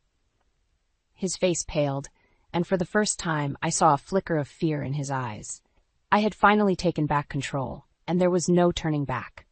As I laid out my demands, a divorce, full custody of the assets, and a promise to never mistreat Judith again, I felt a weight lift from my shoulders. The shackles of my oppression were finally broken, and a new chapter of my life was beginning. It wouldn't be easy, but I was ready to fight for my independence and my self-respect. Rachel had underestimated me for far too long, but those days were over. I was a force to be reckoned with, and nothing would stand in my way. The sprawling Victorian house loomed before me, its weathered exterior a stark contrast to the immaculate grounds. As I stepped inside, the musty scent of old furniture and faded memories enveloped me. "Welcome to your new home," Rachel said flatly, setting down my suitcase. "Mother's room is down the hall, and Karen's is upstairs." I nodded, already feeling like an intruder in this place. Rachel had made it clear that my role was to care for his aging mother, Judith, while he and his sister, Karen, handled the important matters. As if on cue, Karen descended the staircase, her perfectly coiffed hair and designer outfit a sharp contrast to the house's faded grandeur. Her eyes narrowed as she appraised me. "So, you're the new help," she said, her tone dripping with disdain. "I hope you're up to the task of caring for Mother. She can be quite demanding." I bristled at her dismissive tone, but before I could respond, a frail voice called out from down the hall. "Rachel? Is that you, dear?" Rachel sighed and gestured for me to follow. "Come on, let's get you acquainted with Mother." Judith's room was a sanctuary of sorts, filled with plush furnishings and the scent of lavender. The elderly woman herself was propped up in bed, her once vibrant features now etched with age and weariness. "Mother, this is Monica," Rachel said, his tone softening slightly. "She'll be taking care of you from now on." Judith's eyes brightened as she regarded me. "Oh, how lovely. It's so nice to have a friendly face around here." Karen scoffed from the doorway. "Don't get too attached, Mother. She's just the help." Judith's expression hardened. "Karen, that's enough. Monica is a guest in our home, and she will be treated with respect." I felt a surge of gratitude towards Judith, even as Karen rolled her eyes and stalked away. At least one person in this family seemed to have a shred of decency. Over the next few days, I settled into a routine of caring for Judith's needs while navigating the treacherous waters of the household dynamics. Karen made no secret of her disdain for me, constantly belittling my efforts and questioning my competence. "Are you sure you know what you're doing?" she would sneer as I helped Judith with her medication or physical therapy. Mother deserves only the best care. Judith, bless her soul, would always come to my defense. "Karen, stop harassing the poor girl. Monica is doing an excellent job." Still, the constant criticism wore me down, and I found myself retreating to the solitude of Judith's room whenever possible. There, at least, I could escape the weight of Karen's hostility and Rachel's indifference. One afternoon, as I was helping Judith with her exercises, she fixed me with a piercing gaze. "Monica, dear, you seem troubled. Is everything all right?" I hesitated, unsure of how much to reveal, but there was a kindness in Judith's eyes that compelled me to open up. "It's just this household, your family." I trailed off, searching for the right words. "Karen treats me like a servant, and Rachel barely acknowledges my existence. I feel so alone here." Judith's expression softened. "I know, dear. Karen has always been difficult. And Rachel, well, he's become a different man than the son I raised." She reached out and patted my hand. "But you mustn't let them break your spirit. You're a strong, capable woman, and you deserve far better than the way they've treated you." Her words ignited a spark within me, a newfound determination to stand up for myself and uncover the truth behind this family's secrets. If Judith could see my worth, then perhaps it was time I started seeing it too. As I helped Judith back into bed, I made a silent vow. No more would I cower in the face of Karen's cruelty or Rachel's neglect. I would unravel the mysteries of this household, one thread at a time, until I regained control of my life and my dignity. The weight of unseen chains had held me down for too long, but with Judith's support and my own resilience I would break free, no matter what it took. The shrill ring of the phone pierced the silence, shattering the fragile tranquility that had settled over the house. I hurried to answer it, half expecting Rachel's voice on the other end. "Hello? Monica, it's me." Rachel's tone was clipped, businesslike. "I have some news." I steeled myself, bracing for whatever bombshell he was about to drop. With Rachel, it was always one drama after another.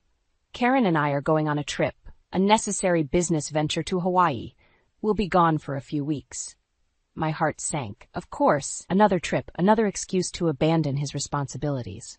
But this time, the sting was sharper, the betrayal more acute. "You're leaving me here alone? To take care of your mother by myself?" I fought to keep my voice steady. "Don't be dramatic," Rachel scoffed. "You're more than capable of handling things. Karen and I have important matters to attend to." In the background, I heard Karen's muffled voice, followed by a burst of laughter. The sound grated on my nerves, that a cruel reminder of the disdain they held for me. "But what about us?" I pressed, desperate to make him understand. "What about our marriage?" Rachel sighed, his impatience palpable. "Monica, we'll discuss this when I get back. Just focus on taking care of Mother, all right?" The line went dead, leaving me clutching the phone, a torrent of emotions swirling within me. Anger, hurt, frustration, they all coalesced into a burning determination. If Rachel and Karen thought they could just discard me, treat me like some disposable servant, they were sorely mistaken. I was done being the meek, obedient wife. It was time to take action. Over the next few days, I threw myself into caring for Judith, channeling my pent-up energy into ensuring her every need was met. But even as I tended to her, my mind was whirring, formulating a plan. I knew there were secrets lurking beneath the surface of this family, dark undercurrents that Rachel and Karen were desperate to keep hidden, and I intended to uncover them all, one by one. Judith, bless her soul, seemed to sense my determination. She would watch me with a knowing look in her eyes, offering subtle words of encouragement. "You're a strong woman, Monica," she said one day as I helped her with her exercises. "Don't let them break your spirit." Her words only fueled my resolve. If Judith, who had endured years of neglect from her own children, could still find the strength to persevere, then so could I. As the days ticked by, I began to notice little things: whispered phone calls, furtive glances, a strange tension in the air. It was as if the house itself was holding its breath, waiting for the inevitable explosion. And then, one fateful afternoon, I stumbled upon a clue that would unravel everything. I was changing the linens in Rachel's study when a loose floorboard caught my eye. Curiosity piqued, I pried it open, revealing a hidden compartment beneath. And there, nestled among the dust and cobwebs, was a stack of envelopes addressed to Rachel in an unfamiliar handwriting. With trembling hands, I opened one, my eyes widening as I scanned the contents. It was a love letter, filled with intimate details and endearments, signed by a woman named Samantha. The pieces began to fall into place: Rachel's frequent business trips, his dismissive attitude towards me, the secrets he so desperately tried to conceal. He was having an affair, right under my nose. But as I dug deeper, poring over the letters and the accompanying photos, a sickening realization dawned on me. This wasn't just a casual fling. It was a long-term betrayal that had been going on for years, even before our marriage. White-hot fury coursed through my veins, burning away any lingering doubts or hesitations. Rachel had made a fool of me, disrespected me in the most profound way possible, and now he would pay the price. As I carefully replaced the floorboard, a steely determination settled over me. No more would I be the meek, submissive wife. It was time to take back control, to expose the truth and make Rachel face the consequences of his actions. The false tranquility that had blanketed this household was about to be shattered, and I would be the one wielding the hammer. The days crawled by in a blur of monotony and exhaustion. With Rachel and Karen gone, the burden of caring for Judith fell squarely on my shoulders. I rose before dawn and worked well into the night, tending to her every need with a dutiful diligence that belied the turmoil simmering beneath the surface. Judith, bless her soul, seemed to sense my inner struggle. She would watch me with those keen, knowing eyes, offering words of encouragement and support when I felt like crumbling under the weight of it all. "You're a remarkable woman, Monica," she would say, her frail hands squeezing mine. "Don't let them break you." Her words were a lifeline, a reminder that I was not alone in this battle against Rachel and Karen's callous disregard. Judith, too, had suffered at the hands of her own children's neglect, and yet she persevered with a quiet strength that humbled me. It was during one of our late-night talks that the first crack in the facade appeared. Judith had been unusually restless that evening, fidgeting and casting furtive glances around the room. "Monica, dear," she whispered, her voice trembling with urgency. "I need to show you something." Before I could respond, she had thrown off her blankets and swung her legs over the side of the bed. To my utter astonishment, she rose to her feet, standing tall and steady, a far cry from the frail, bedridden woman I had grown accustomed to. "But how?" I stammered, my eyes wide. Judith offered me a sly smile. "Let's just say I've been playing a little game of my own with Rachel and Karen." She crossed the room with surprising agility, retrieving a battered shoebox from the back of her closet. Inside were stacks of documents, checkbooks, and bank statements, a veritable treasure trove of financial records. "I've been keeping an eye on their dealings for years," Judith confided, her voice laced with bitterness. "Those ungrateful children of mine have been bleeding me dry, siphoning off funds for their own selfish desires." As she spread the documents before me, the full scope of Rachel and Karen's deception became clear. Forged signatures, hidden accounts, embezzled funds, it was all there, a tangled web of greed and betrayal. "They thought they could pull the wool over my eyes," Judith spat, her eyes flashing with righteous anger, "but I've been on to their games for far too long. In that moment, a profound shift occurred within me. The meek, downtrodden woman I had been mere weeks ago was gone, replaced by a steely resolve that mirrored Judith's own. If she, an elderly woman betrayed by her own flesh and blood, could find the strength to fight back, then so could I. As Judith and I pored over the damning evidence, a plan began to take shape. A plan to not only expose Rachel and Karen's misdeeds, but to reclaim the power and dignity they had so callously stripped from us.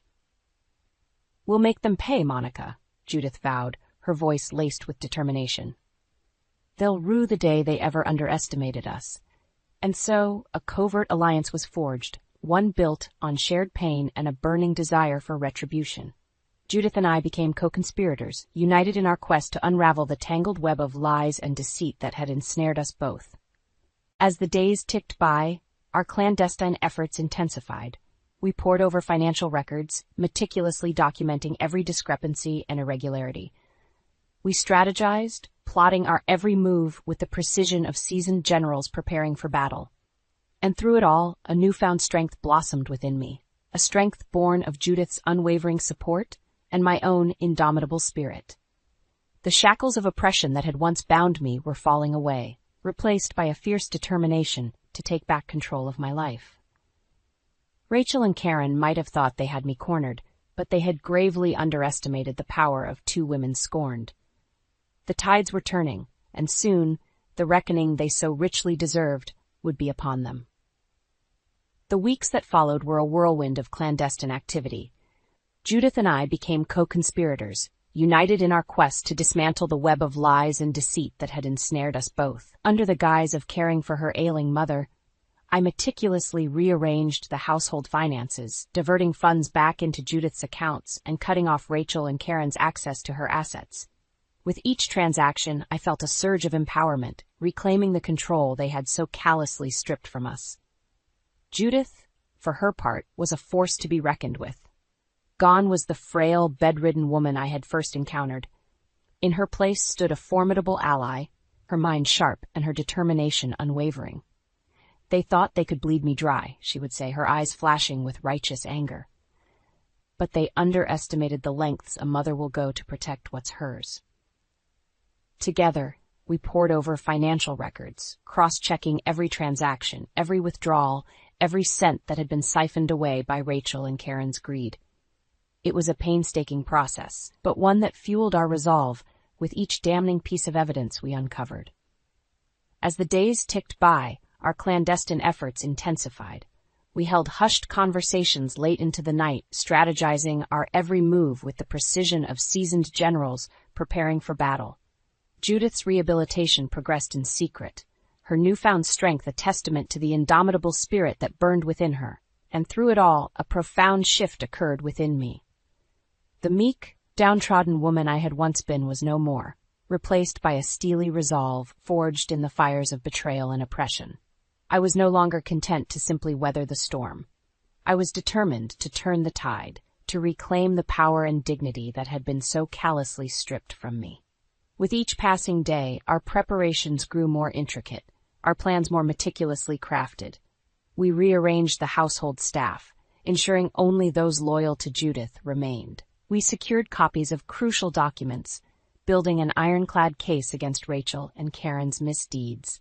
And all the while the anticipation mounted, a palpable tension that crackled in the air like static electricity. We knew the reckoning was coming, the moment when the carefully constructed facade would shatter and the truth would be laid bare for all to see. As the date of Rachel and Karen's return drew near, a sense of calm settled over me. Gone were the doubts and insecurities that had once plagued me. In their place was a steely resolve, a quiet confidence born of the knowledge that we held the upper hand. The night before their arrival, Judith and I shared a final hushed conversation, our voices laced with determination. "Tomorrow the gloves come off," Judith declared, her eyes blazing with intensity. "No more hiding, no more pretenses. It's time to make them face the consequences of their actions." I nodded, my jaw set. They won't know what hit them. As we parted ways, a sense of purpose coursed through my veins. The stage was set, the players in position. All that remained was for the curtain to rise on the final act of our grand performance. The following morning, I rose before dawn, my nerves thrumming with anticipation. This was it, the moment we had been preparing for, the culmination of weeks of meticulous planning and unwavering determination. As I went about my morning routine, a strange sense of calm washed over me. Gone were the doubts and insecurities that had once plagued me. In their place was a quiet confidence, a knowledge that I was finally in control of my own destiny. The sound of the front door opening jolted me from my reverie. Showtime. I steeled myself, squaring my shoulders and lifting my chin. No more would I cower in the face of Rachel and Karen's cruelty. Today, the tables would turn, and they would be the ones forced to confront the consequences of their actions. As they swept into the foyer, tanned and relaxed from their Hawaiian getaway, I felt a surge of satisfaction at the looks of surprise on their faces. They had expected to find a meek, subservient housewife, but what they encountered was a woman reborn, a phoenix rising from the ashes of her former self. "Welcome home," I said, my voice steady and unwavering. "We have much to discuss." The moment Rachel and Karen swept through the door, tanned and relaxed from their Hawaiian getaway, I knew the game was afoot. They had expected to find a meek, subservient housewife, but what they encountered was a woman reborn, a phoenix rising from the ashes of her former self. "Welcome home," I said, my voice steady and unwavering. "We have much to discuss." Rachel's brow furrowed as he took in the scene before him. The stacks of financial records, the steely determination etched into my features. "Monica, what is all this?" Before he could utter another word, Judith emerged from the shadows, her posture erect and her eyes blazing with a fire I had never seen before. "It's time you faced the truth, son," she said, her voice laced with a mixture of anger and disappointment. "The lies, the deceit, the utter disrespect you've shown not just to Monica, but to me as well." Karen's eyes widened as she took in her mother's transformation. "Mother, what's going on here?" "What's going on," I interjected, "is that we've uncovered the truth about your little schemes, the embezzlement, the misappropriation of funds. It all ends now." Rachel's face paled as I laid out the evidence before them, bank statements, canceled checks, a paper trail that left no room for doubt. His hands trembled as he sifted through the damning documents, his carefully constructed facade crumbling with each new revelation. How did you find all this?" he stammered, his eyes darting between Judith and me. "Did you really think you could pull the wool over our eyes forever?" Judith scoffed. "I may be old, but I'm not a fool. I've known about your misdeeds for years, but I never imagined you'd stoop so low as to betray your own wife." It was then that I revealed the final piece of evidence, the love letters and intimate photos that had set this entire chain of events in motion. "You've been having an affair, Rachel," I said, my voice laced with a mixture of hurt and righteous anger. "With a woman named Samantha. For years, you've been lying to me, disrespecting me, treating me like some hired help instead of your wife." Karen's eyes widened in shock, but Rachel merely shook his head, a bitter laugh escaping his lips. "So what?" he sneered. "You think a few love letters and some financial mismanagement give you the right to turn on your own family?" His words cut deep, but I refused to let him see my pain. Instead, I met his gaze with a steely resolve that seemed to unnerve him. "This isn't about turning on anyone, Rachel," I said. "This is about reclaiming the dignity and respect you've so callously stripped from us, from me and from your own mother." Judith stepped forward, her frail frame belying the strength of her conviction. "You've taken advantage of me for the last time, son. From now on, I'll be the one calling the shots. And if you think for one second that I'll let you continue to mistreat Monica, you're sorely mistaken." Rachel's eyes narrowed, and for a moment I thought he might lash out. But then something shifted in his demeanor, a flicker of fear passing across his features as he realized the true extent of our alliance. Karen, ever the opportunist, seized the moment to try and regain control of the situation. "Mother, you can't be serious," she pleaded. "Think of the family name, the legacy we've built. You can't just throw it all away on some misguided sense of loyalty to this outsider." But Judith was having none of it. "The only ones who have tarnished this family's name are you and your brother," she spat. "With your greed, your selfishness, your utter disregard for anyone but yourselves." As the confrontation escalated, the true depths of Rachel and Karen's depravity were laid bare. Long-buried grievances and resentments bubbled to the surface, tearing through the carefully constructed facade of familial harmony. Through it all, I stood tall, my resolve unwavering. This was the moment I had been waiting for, the culmination of weeks of careful planning and unwavering determination. And as the dust settled, one thing became abundantly clear. The balance of power had shifted, and Rachel and Karen were no longer the ones calling the shots. With Judith's support and the weight of the evidence on our side, we had exposed their true natures, their selfish motivations, and callous disregard for anyone but themselves. And in doing so, we had reclaimed the control they had so ruthlessly stripped from us. As Rachel and Karen sputtered and raged, their once formidable personas reduced to petulant tantrums, I felt a sense of triumph wash over me. The shackles of oppression had been broken, and a new chapter was about to begin, one where I would never again be subjugated or disrespected. The battle had been won, but the war was far from over. There would be more confrontations, more challenges to face as we worked to dismantle the toxic legacy Rachel and Karen had built. But for the first time in a long time, I felt truly empowered, emboldened by the knowledge that I was no longer alone. With Judith by my side, a newfound ally and confidant, I knew that no obstacle was too great, no adversary too formidable. We had faced down the demons of our past and emerged victorious, and nothing would ever be the same again. The confrontation that followed was like a dam bursting, unleashing a torrent of long-buried grievances and resentments that had been simmering beneath the surface for years. As Rachel and Karen sputtered and raged, their once formidable personas reduced to petulant tantrums, the true depths of their depravity were laid bare. Accusations flew, bitter recriminations echoing off the walls as the carefully constructed facade of familial harmony shattered into a million pieces. Through it all, I stood tall, my resolve unwavering. This was the moment I had been waiting for, the culmination of weeks of careful planning and unwavering determination. And with Judith by my side, a newfound ally and confidant, I knew that no obstacle was too great, no adversary too formidable. Rachel, his eyes wild with a mixture of anger and fear, lashed out like a cornered animal. "You think you've won, don't you?" he spat, his words laced with venom. "You think a few financial discrepancies and some tawdry love letters give you the right to turn on your own family?"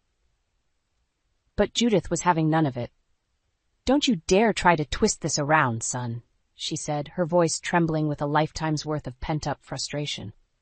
"You and your sister have been bleeding me dry for years, taking advantage of my trust and my love for your own selfish gain. Karen, ever the opportunist, tried to deflect the blame onto me. She's poisoned you against us, Mother," she pleaded. "Can't you see she's just an outsider trying to tear this family apart for her own benefit?" But Judith's resolve was unshakable. "The only ones who have tarnished this family's name are you and your brother," she spat. "With your greed, your selfishness, your utter disregard for anyone but yourselves." As the arguments raged on, the true motivations behind Rachel and Karen's actions became painfully clear. Rachel, driven by a deep-seated sense of entitlement and a desire for material wealth, had seen his mother's assets as a personal piggy bank to be plundered at his whim. And Karen, bitter and resentful, had harbored a lifelong grudge against her brother, feeling overshadowed and unloved. Her spite towards me was merely an extension of that deep-rooted resentment, a misguided attempt to regain some semblance of control over a life that had always seemed to slip through her fingers. Through it all, my role became clear, to be the advocate, the voice of reason that guided Judith through the maelstrom of emotions and betrayals. With my support, she reclaimed control over her assets, her finances, her very life that had been so callously stripped from her by her own children. And as the dust settled, the true extent of Rachel and Karen's misdeeds became painfully clear. The embezzlement, the financial mismanagement, the utter disregard for their own mother's well-being, it was all laid bare, a damning indictment of their selfishness and greed. But even as they faced the consequences of their actions, even as the weight of their transgressions threatened to crush them, they remained defiant, lashing out with bitter recriminations and empty threats. "You'll regret this, Mother," Karen spat, her eyes blazing with fury. "We're your only family, and you've turned your back on us for that outsider." Rachel, his once charming facade crumbling, tried a different tack. "Think about what you're doing," he pleaded, his voice tinged with desperation. "We're blood, Mother. Surely that counts for something." But Judith was unmoved, her resolve steeled by years of neglect and betrayal. "Blood means nothing if it's poisoned by greed and selfishness," she said, her voice heavy with sadness. "You made your choices, and now you must face the consequences." As Rachel and Karen stormed out, their threats and recriminations echoing in their wake, a strange sense of calm settled over me. The battle had been won, the illusions shattered, and the path forward was clear. Judith turned to me, her eyes shining with a mixture of gratitude and newfound strength. "Thank you, Monica," she said, her voice trembling with emotion. "For everything." I nodded, feeling a profound sense of connection with this remarkable woman who had endured so much. "We did it together," I replied, taking her hand in mine. "And now we can start anew, free from the shackles of their manipulation and deceit." As we stood there, united in our resolve, I knew that the road ahead would be long and arduous. There would be more battles to fight, more obstacles to overcome, as we worked to dismantle the toxic legacy Rachel and Karen had left in their wake. But for the first time in a long time, I felt truly empowered, emboldened by the knowledge that I was no longer alone. With Judith by my side, a kindred spirit and a fellow warrior, I knew that no challenge was too great, no adversary too formidable. The shattered illusions of the past had given way to a new reality, one forged in the fires of resilience and determination. And as we stepped forward into the unknown, I felt a sense of purpose and resolve that had been absent for far too long. The journey ahead would be long, but with Judith at my side, I knew that we would emerge victorious, our bond forged in the crucible of adversity and our spirits tempered by the flames of redemption. The aftermath of the confrontation was like a whirlwind, a flurry of activity, as Judith and I worked to dismantle the toxic legacy Rachel and Karen had left in their wake. With their departure, a weight had been lifted, and a newfound sense of purpose propelled us forward. The first order of business was securing Judith's assets and ensuring that Rachel and Karen could no longer siphon funds for their own selfish desires. It was a painstaking process, one that involved poring over financial records and closing loopholes they had exploited for years.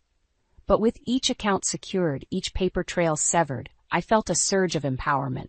This was more than just righting a financial wrong. It was a symbolic reclamation of the control and dignity they had so callously stripped from us. As the dust settled, Judith and I turned our attention to the future, a future free from the shackles of their manipulation and deceit. For me, that meant leaving the sprawling Victorian house that had once felt like a gilded cage and striking out on my own. With Judith's blessing and the financial means she had reclaimed, I found a cozy apartment in the heart of the city, a sanctuary where I could begin to rebuild my life on my own terms. The process of divorce was swift and decisive, a clean break from the toxic marriage that had nearly broken me. And as I settled into my new surroundings, a sense of peace washed over me. Gone were the constant reminders of Rachel's betrayal, the echoes of Karen's cruel barbs. In their place was a newfound sense of freedom, a liberation from the oppressive weight of their expectations and demands. But even as I embraced this new chapter, I knew that my journey was far from over. The scars of their emotional abuse ran deep, and there were moments when the ghosts of the past threatened to overwhelm me. It was during those times that I turned to my oldest friend and confidant, Ben Peterson. A fellow caregiver from my days before marriage, Ben had been a constant source of support and encouragement, urging me to confront my oppressors and reclaim my independence. "You're a survivor, Monica," he would say, his warm smile and unwavering belief in me a balm for my wounded soul. "You faced down demons that would have crushed lesser women, and you've emerged stronger for it."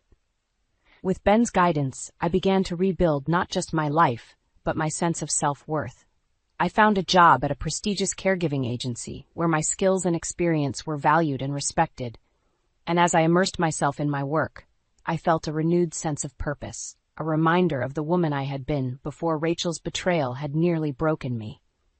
But even as I forged ahead, Judith's journey was just beginning. With her assets secured and her children's influence finally severed, she made the bold decision to leave the Victorian house behind and start anew. I'll never forget the day she called me, her voice trembling with excitement. "Monica, I've found the most wonderful retirement community," she gushed. "A place where I can truly live, surrounded by people who appreciate me for who I am, not what I can provide them." As I helped her pack up her belongings and bid farewell to the house that had been both a prison and a sanctuary, I saw a transformation unfold before my eyes. Gone was the frail, downtrodden woman I had first encountered, replaced by a vibrant, radiant soul who had reclaimed her zest for life. In the months that followed, Judith flourished in her new surroundings, embracing a world of new experiences and friendships. She took up painting, traveled to exotic locales, and even found a special someone, a kind-hearted widower who cherished her for the remarkable woman she was. And as I watched her blossom, I couldn't help but feel a profound sense of gratitude and kinship. Judith had been my ally, my co-conspirator in the battle against Rachel and Karen's oppression. And now, we were both reaping the rewards of our hard-won victory, basking in the freedom and self-respect we had so fiercely fought for. As for Rachel and Karen, their names were rarely spoken, their influence reduced to distant echoes of a past we had both left behind. The toxic legacy they had tried to impose upon us had been dismantled, brick by brick, until nothing remained but the ashes of their own hubris and greed. In those rare moments when their memory did surface, it was met with a sense of indifference, a testament to the growth and resilience Judith and I had cultivated. They were mere footnotes in the grand narrative of our lives, footnotes that held no power over us any longer. And as I looked to the future, a future filled with possibility and promise, I couldn't help but feel a sense of profound gratitude for the journey that had brought me to this point. The path had been arduous, fraught with pain and betrayal, but it had also forged me into the woman I was today, strong, resilient, and unbreakable. The shackles of oppression had been cast off, and a new horizon beckoned, one where Judith and I could bask in the warmth of hard-won freedom and self-respect. It was a future we had fought for, tooth and nail, and one that we would embrace with open arms, unburdened by the weight of the past. I arrived home from the grocery store to find Harry sitting calmly on the living room couch, a suitcase packed beside him. My heart sank as he looked up at me, his expression devoid of emotion. "I'm leaving, Alice," he said flatly. "I've been seeing someone else. I'm done. Sign these." He thrust a stack of papers towards me. Divorce papers. I stared at him in disbelief, the grocery bags slipping from my trembling hands. "You can't be serious, Harry. We've been married for 35 years. His eyes narrowed. "It's over, Alice. I'm moving in with Marjorie." "Marjorie?" Our neighbor? The room started spinning as the weight of his betrayal hit me. How could he do this after everything we'd been through together? "But why?" I stammered, tears welling up. Was it something I did? "We can work through this, Harry. Please, let's talk." He shook his head, his jaw set. "There's nothing to discuss. I've made up my mind. Sign the papers, and we can make this clean." I sank into the armchair, clutching the divorce papers as sobs racked my body. Harry remained unmoved, his coldness cutting deeper than any knife. After decades of building a life together, of supporting his dreams and making sacrifices for our marriage, he was casting me aside like yesterday's trash. Flashes of our life together flickered through my mind. Our wedding day, the struggles of our early years, the joy of finally achieving stability. All those memories now tainted by his callous disregard. As the shock slowly gave way to anger, a newfound determination took root within me. I would not allow this man to strip me of my dignity. Not after everything I had endured and overcome. Wiping away my tears, I met his gaze with a steely resolve. "No, Harry, I won't just roll over and let you discard me like this." His brow furrowed in surprise at my sudden defiance.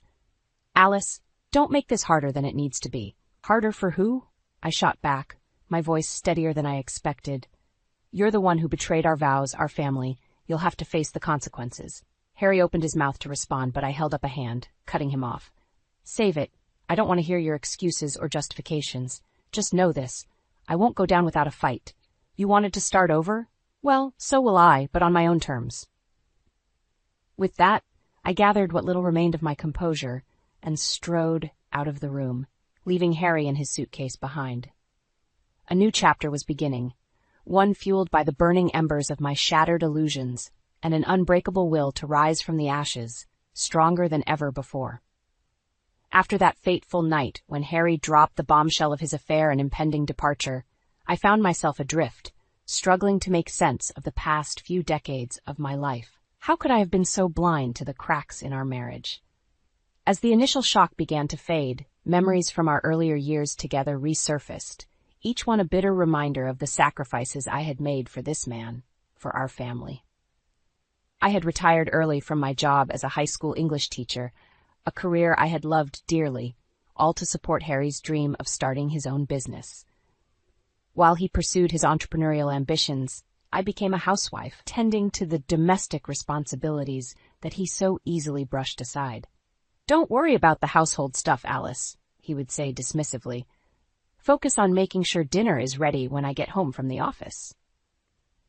Those first few years of my early retirement were some of the loneliest of my life.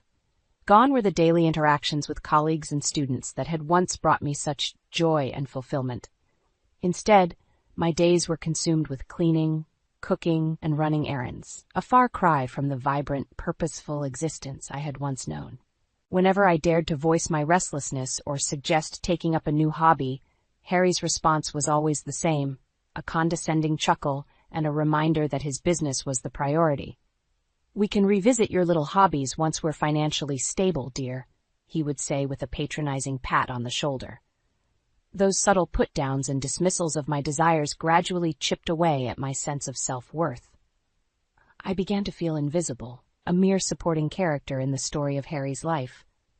"Sometimes I feel invisible, Liz," I confided in my childhood friend over coffee one afternoon. "Everything is about Harry's needs. It's like my own dreams and aspirations don't matter anymore." Liz, ever the voice of reason, squeezed my hand reassuringly. "Alice, you've made so many sacrifices for that man. Don't let him diminish your value like this. You're a strong, intelligent woman. Never forget that."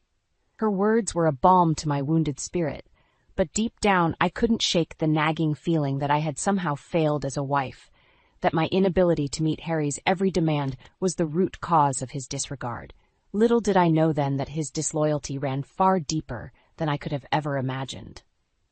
As the truth of his long-term affair with our neighbor Marjorie came to light, those memories took on a new, sickening hue.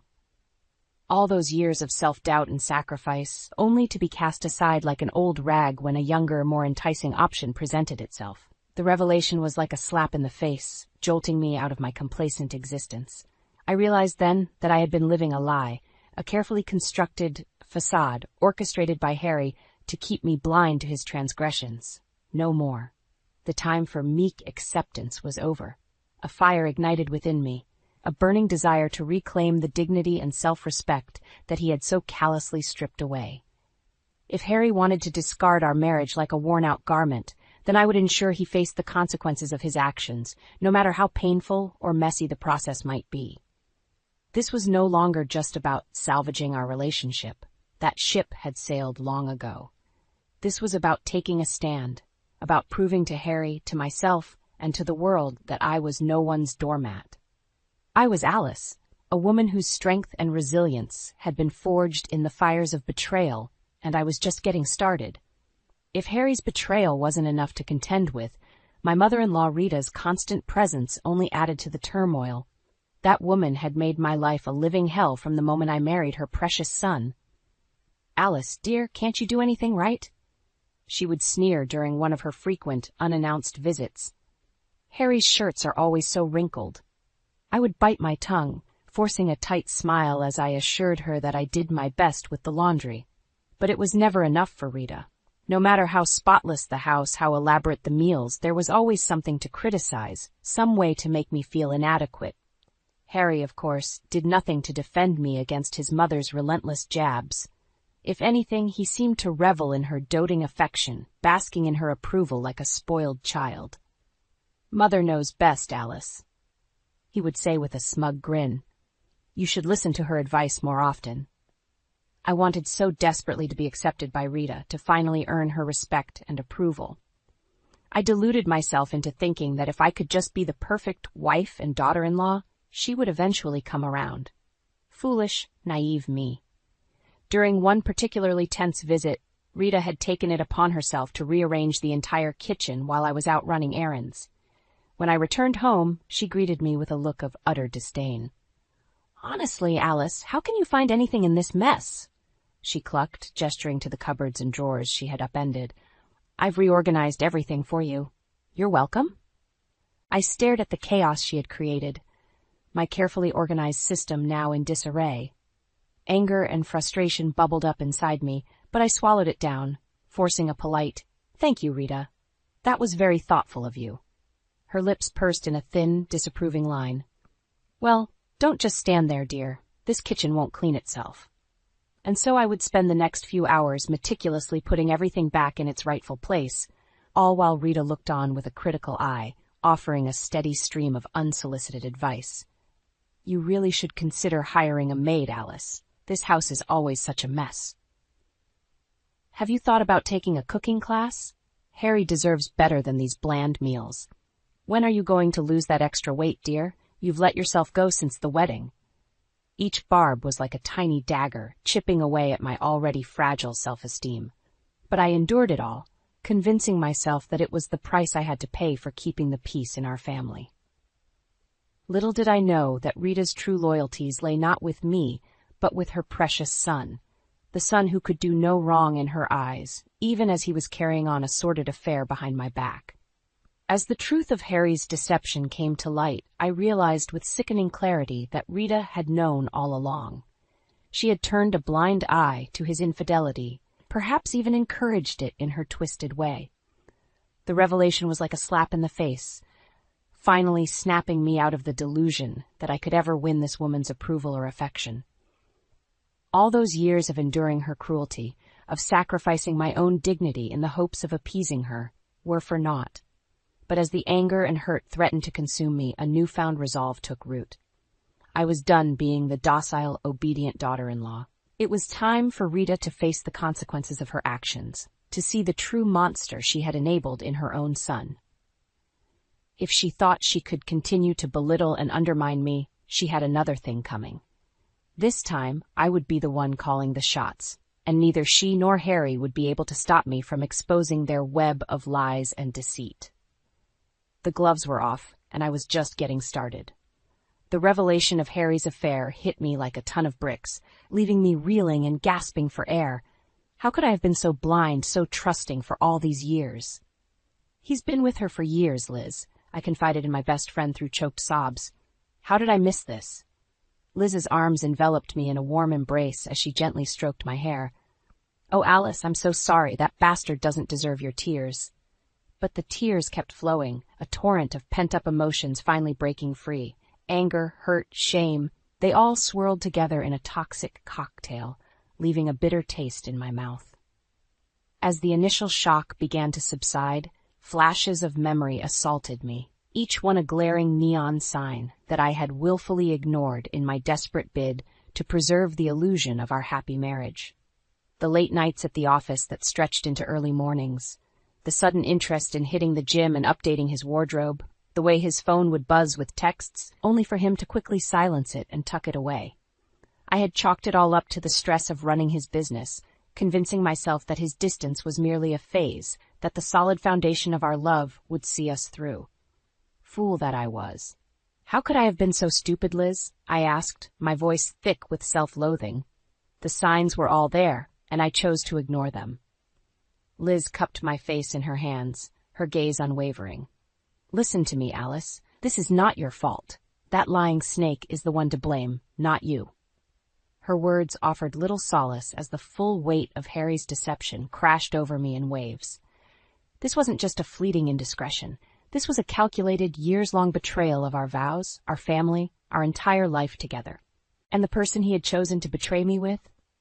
Our neighbor, Marjorie, a woman nearly 2 decades my junior, with a body straight out of a fitness magazine and a perpetual smirk that now made my skin crawl.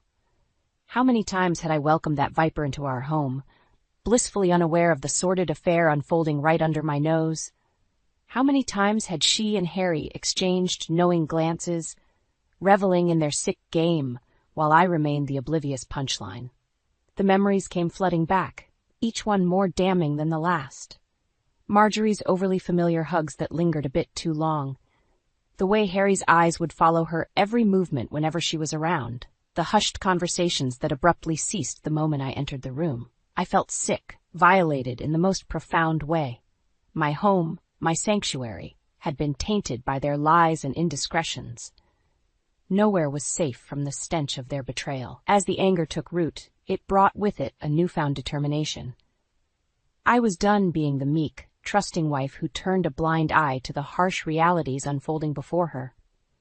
If Harry wanted to trade me in for a younger model, so be it, but he would damn well face the consequences of his actions. No more hiding, no more lies. It was time to expose their sordid affair for the whole world to see, and I would be the one holding the spotlight. Marjorie and Rita could try to spin it however they liked, but in the end, the truth would prevail. Harry's carefully constructed facade was about to come crumbling down, and I would be standing tall, emboldened by the ashes of his deceit. This was no longer just about salvaging my pride or getting revenge. This was a battle for my very soul, a fight to reclaim the self-worth and dignity that Harry had so callously stripped away. And I had no intention of losing. In the aftermath of Harry's devastating revelation, I found myself adrift, struggling to piece together the shattered fragments of my former life. The woman I had once been, the dutiful wife, the unwavering supporter, felt like a distant memory, a mere ghost haunting the halls of our home. As the initial shock and hurt began to subside, a newfound determination took root within me. I was done being the passive bystander in my own story. It was time to reclaim my power, to rebuild my life on my own terms. The first step was reconnecting with the parts of myself that I had sacrificed for the sake of my marriage. I reached out to old friends I had fallen out of touch with, reigniting bonds that had withered from neglect. Together we rediscovered our shared passions, book clubs, art classes, weekend hikes, all the simple joys I had forsaken in service of Harry's ambitions. With each outing, each rekindled connection, I felt layers of the old Alice being stripped away, revealing a stronger, more vibrant version of myself that I had long suppressed. Gone were the self-doubts and insecurities that Harry had so expertly cultivated. In their place blossomed a newfound confidence, a belief in my own worth that no man could ever diminish. As I immersed myself in this process of self-rediscovery, a plan began to take shape, a subtle, yet potent form of revenge against those who had so callously betrayed me. It started with a chance encounter with Rita, my wretched mother-in-law, at the local grocery store. As she prattled on about some inane family gossip, I couldn't help but notice the smug satisfaction in her eyes, as if she had won some twisted game that I hadn't even been aware we were playing. That's when the truth hit me like a sledgehammer. Rita had known about Harry's affair all along. More than that, she had likely encouraged it, seeing his dalliance with the much younger Marjorie as some sort of twisted validation of her son's virility. "How could you, Rita?" I demanded, cutting her off mid-sentence. "You knew he was cheating and you encouraged it?" Her eyes widened in surprise, but she quickly regained her composure, waving a dismissive hand. "Don't be so dramatic, Alice. Harry's a man with needs. Marjorie is simply better equipped to handle those needs than you are at this stage of life." I recoiled as if she had physically struck me, her words like acid burning through my skin. In that moment, the full depth of their deception became painfully clear. Not only had Harry betrayed me, but Rita, the woman who was supposed to be my family, had been complicit in his lies, enabling his infidelity under the guise of some twisted maternal loyalty. As the anger and hurt threatened to consume me, I forced myself to take a deep breath. Lashing out in a public setting would only give them the satisfaction of seeing me unravel. No, I needed to bide my time, to plot my revenge with surgical precision. And what better way to strike at the heart of their deception than to expose the truth before the entire family?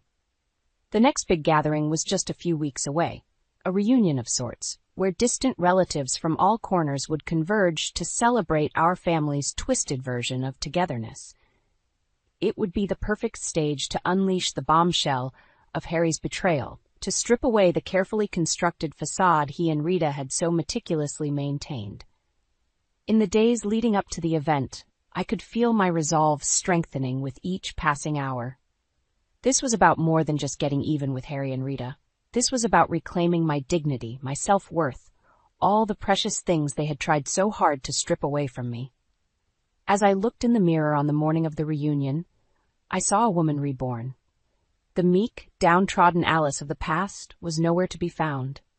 In her place stood a warrior, battle-tested and emboldened by the fires of betrayal.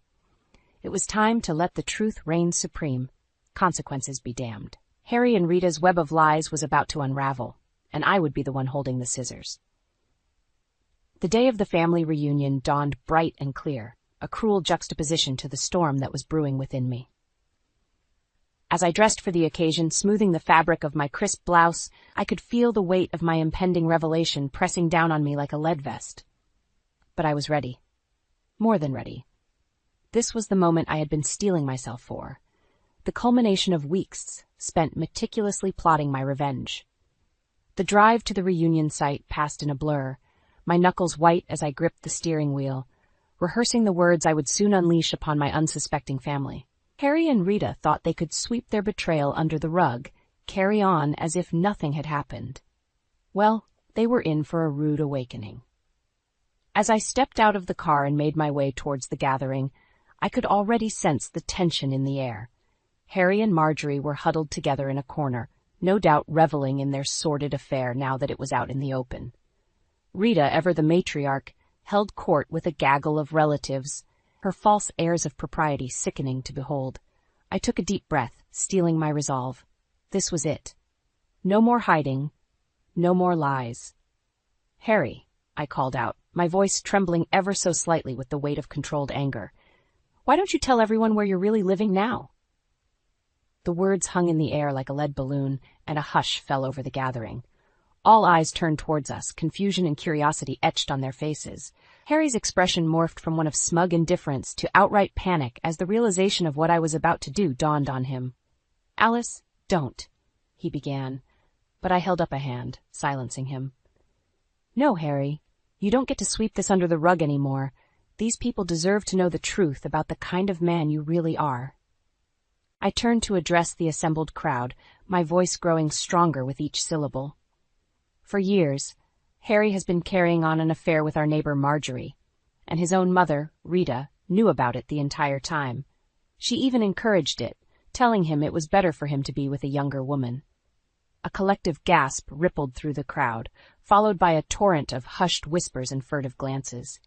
Harry and Rita stood frozen, their faces drained of color, as the truth they had so desperately tried to conceal was laid bare before their loved ones. "How could you, Harry?" one of his aunts cried out, her voice thick with emotion. "After everything Alice has done for you, for this family? And you, Rita?" another relative chimed in, shaking his head in disgust. "Encouraging your own son's infidelity? Have you no shame?" Rita opened her mouth to respond, no doubt prepared to unleash one of her signature deflections or excuses. But this time, no one was buying it. The veil had been lifted, and her true colors were on full display for all to see. As the accusations and recriminations swirled around us, I felt a profound sense of relief wash over me. The burden of carrying this secret, of shouldering the weight of their betrayal alone, had finally been lifted. And in its place blossomed a newfound sense of empowerment, a knowledge that I had taken control of my own narrative and emerged victorious. Harry and Rita could try to spin it however they liked, but the truth was out there now, reverberating through the family like a shockwave. They would never again be able to hide behind their carefully constructed facade of respectability. As for me, I had reclaimed my voice, my dignity, my very sense of self. The meek, downtrodden Alice of the past was gone, replaced by a woman who had stared down the demons of betrayal and emerged stronger, more resilient than ever before. This was just the beginning, the first step on a journey of healing and self-discovery that would shape the rest of my life. And as I looked around at the stunned faces of my family, I knew that no matter what challenges lay ahead, I would face them head-on, unbowed and unbroken. The shackles of my past had been shed, and a new chapter was just beginning. The aftermath of my explosive revelation at the family reunion was like a seismic shockwave rippling through our once tightly knit clan. In the days and weeks that followed, the fractures became increasingly apparent, with allegiances shifting and long-held loyalties called into question. For Harry and Rita, the fallout was swift and unforgiving. What had once been a position of respect and authority within the family quickly devolved into one of ostracization and disdain.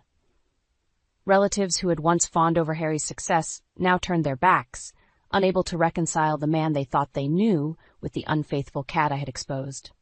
Rita, too, found herself increasingly isolated, her iron grip on the family's matriarchal reins loosening with each passing day. Her attempts to deflect blame and paint me as the hysterical, scorned woman were met with stony silence or outright rebuke. The veil had been lifted, and her true colors were on full display for all to see. As for me, the initial rush of vindication soon gave way to a profound sense of uncertainty. Having spent so many years suppressing my own desires, my own sense of self-worth, I found myself adrift in this newfound independence, unsure of how to navigate the uncharted waters ahead. It was Liz, my steadfast friend and confidant, who provided the anchor I so desperately needed. "You did the right thing, Alice," she reassured me as we sipped coffee one afternoon, her hand resting atop mine in a comforting gesture. They needed to know the truth, no matter how ugly it was. Her words were a balm to my troubled soul, a reminder that even in the midst of upheaval and uncertainty, I had reclaimed something far more precious than any material possession: my dignity, my voice, my power. Still, the residual pain of Harry's betrayal lingered like a persistent ache, flaring up in unexpected moments.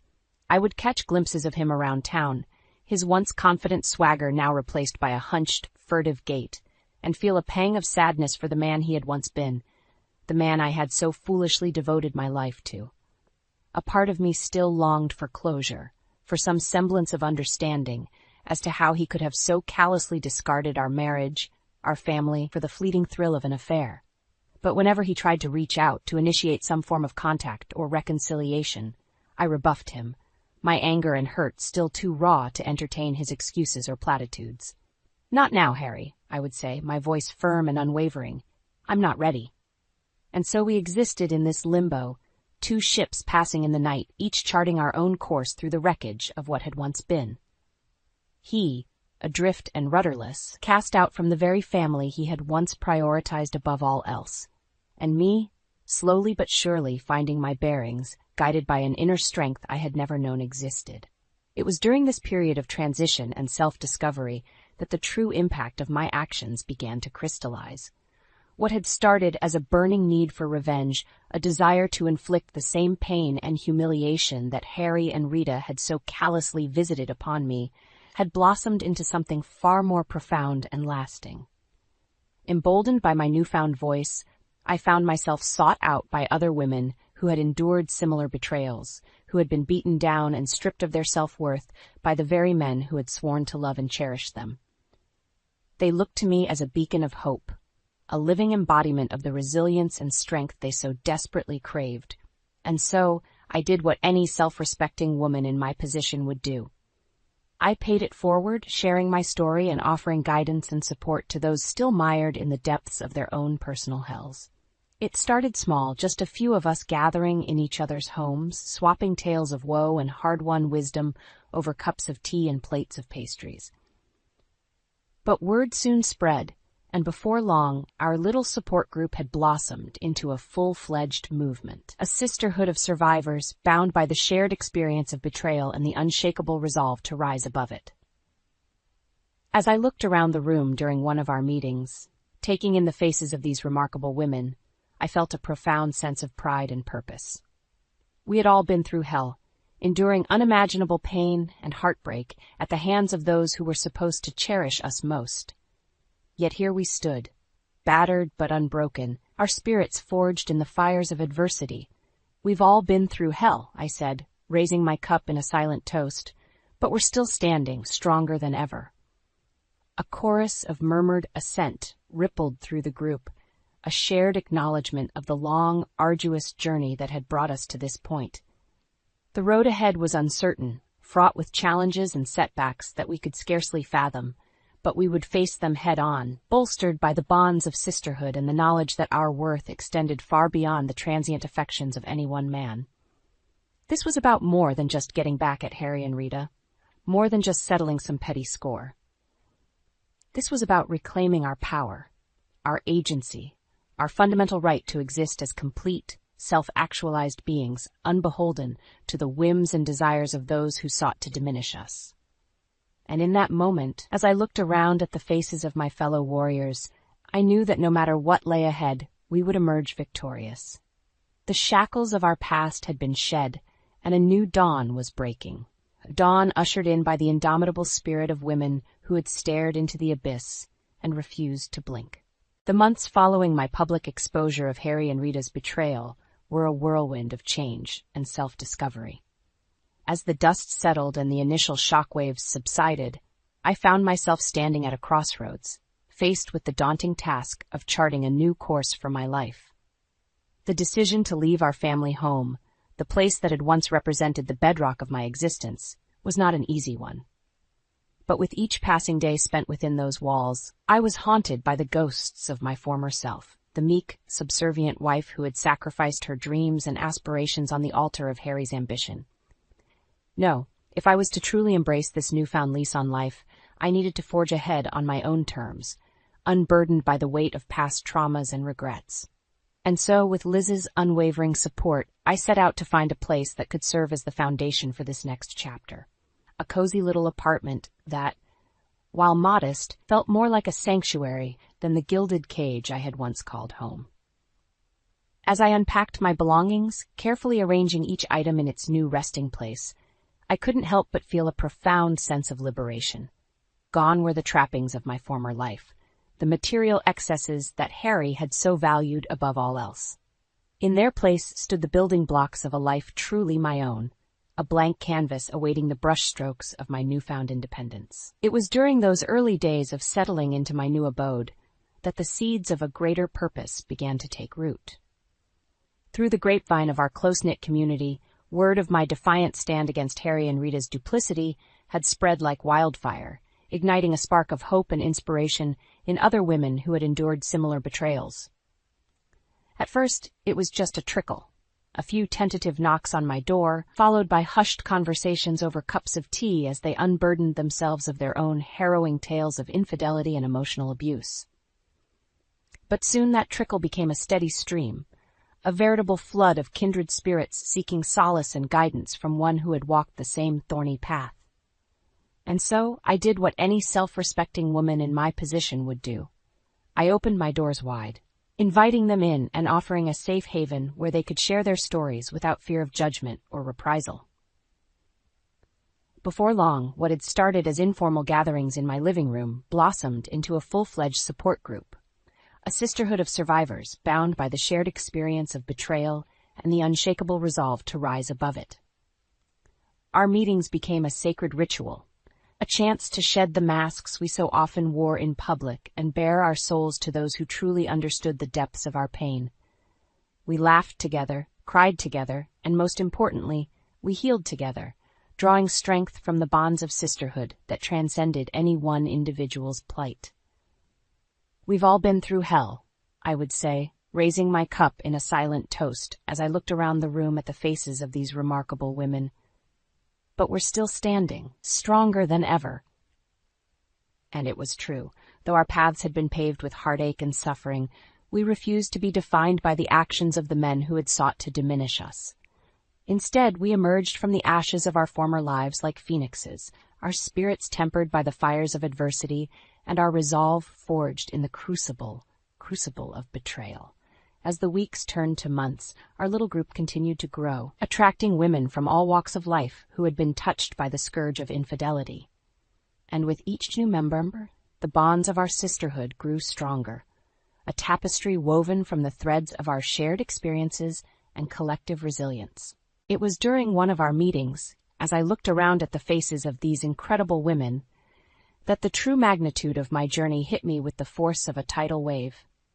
Here I was, a woman who had once been content to exist in the shadow of her husband, now standing at the helm of a movement dedicated to empowering and uplifting those who had endured similar trials. The transformation was complete. I was no longer defined by my marriage or the actions of the man who had so callously discarded me. Instead, I had become a beacon of hope, a living embodiment of the strength and resilience that lay dormant within each of us, waiting to be unleashed. As I reflected on the winding path that had brought me to this point, I felt a profound sense of pride and purpose.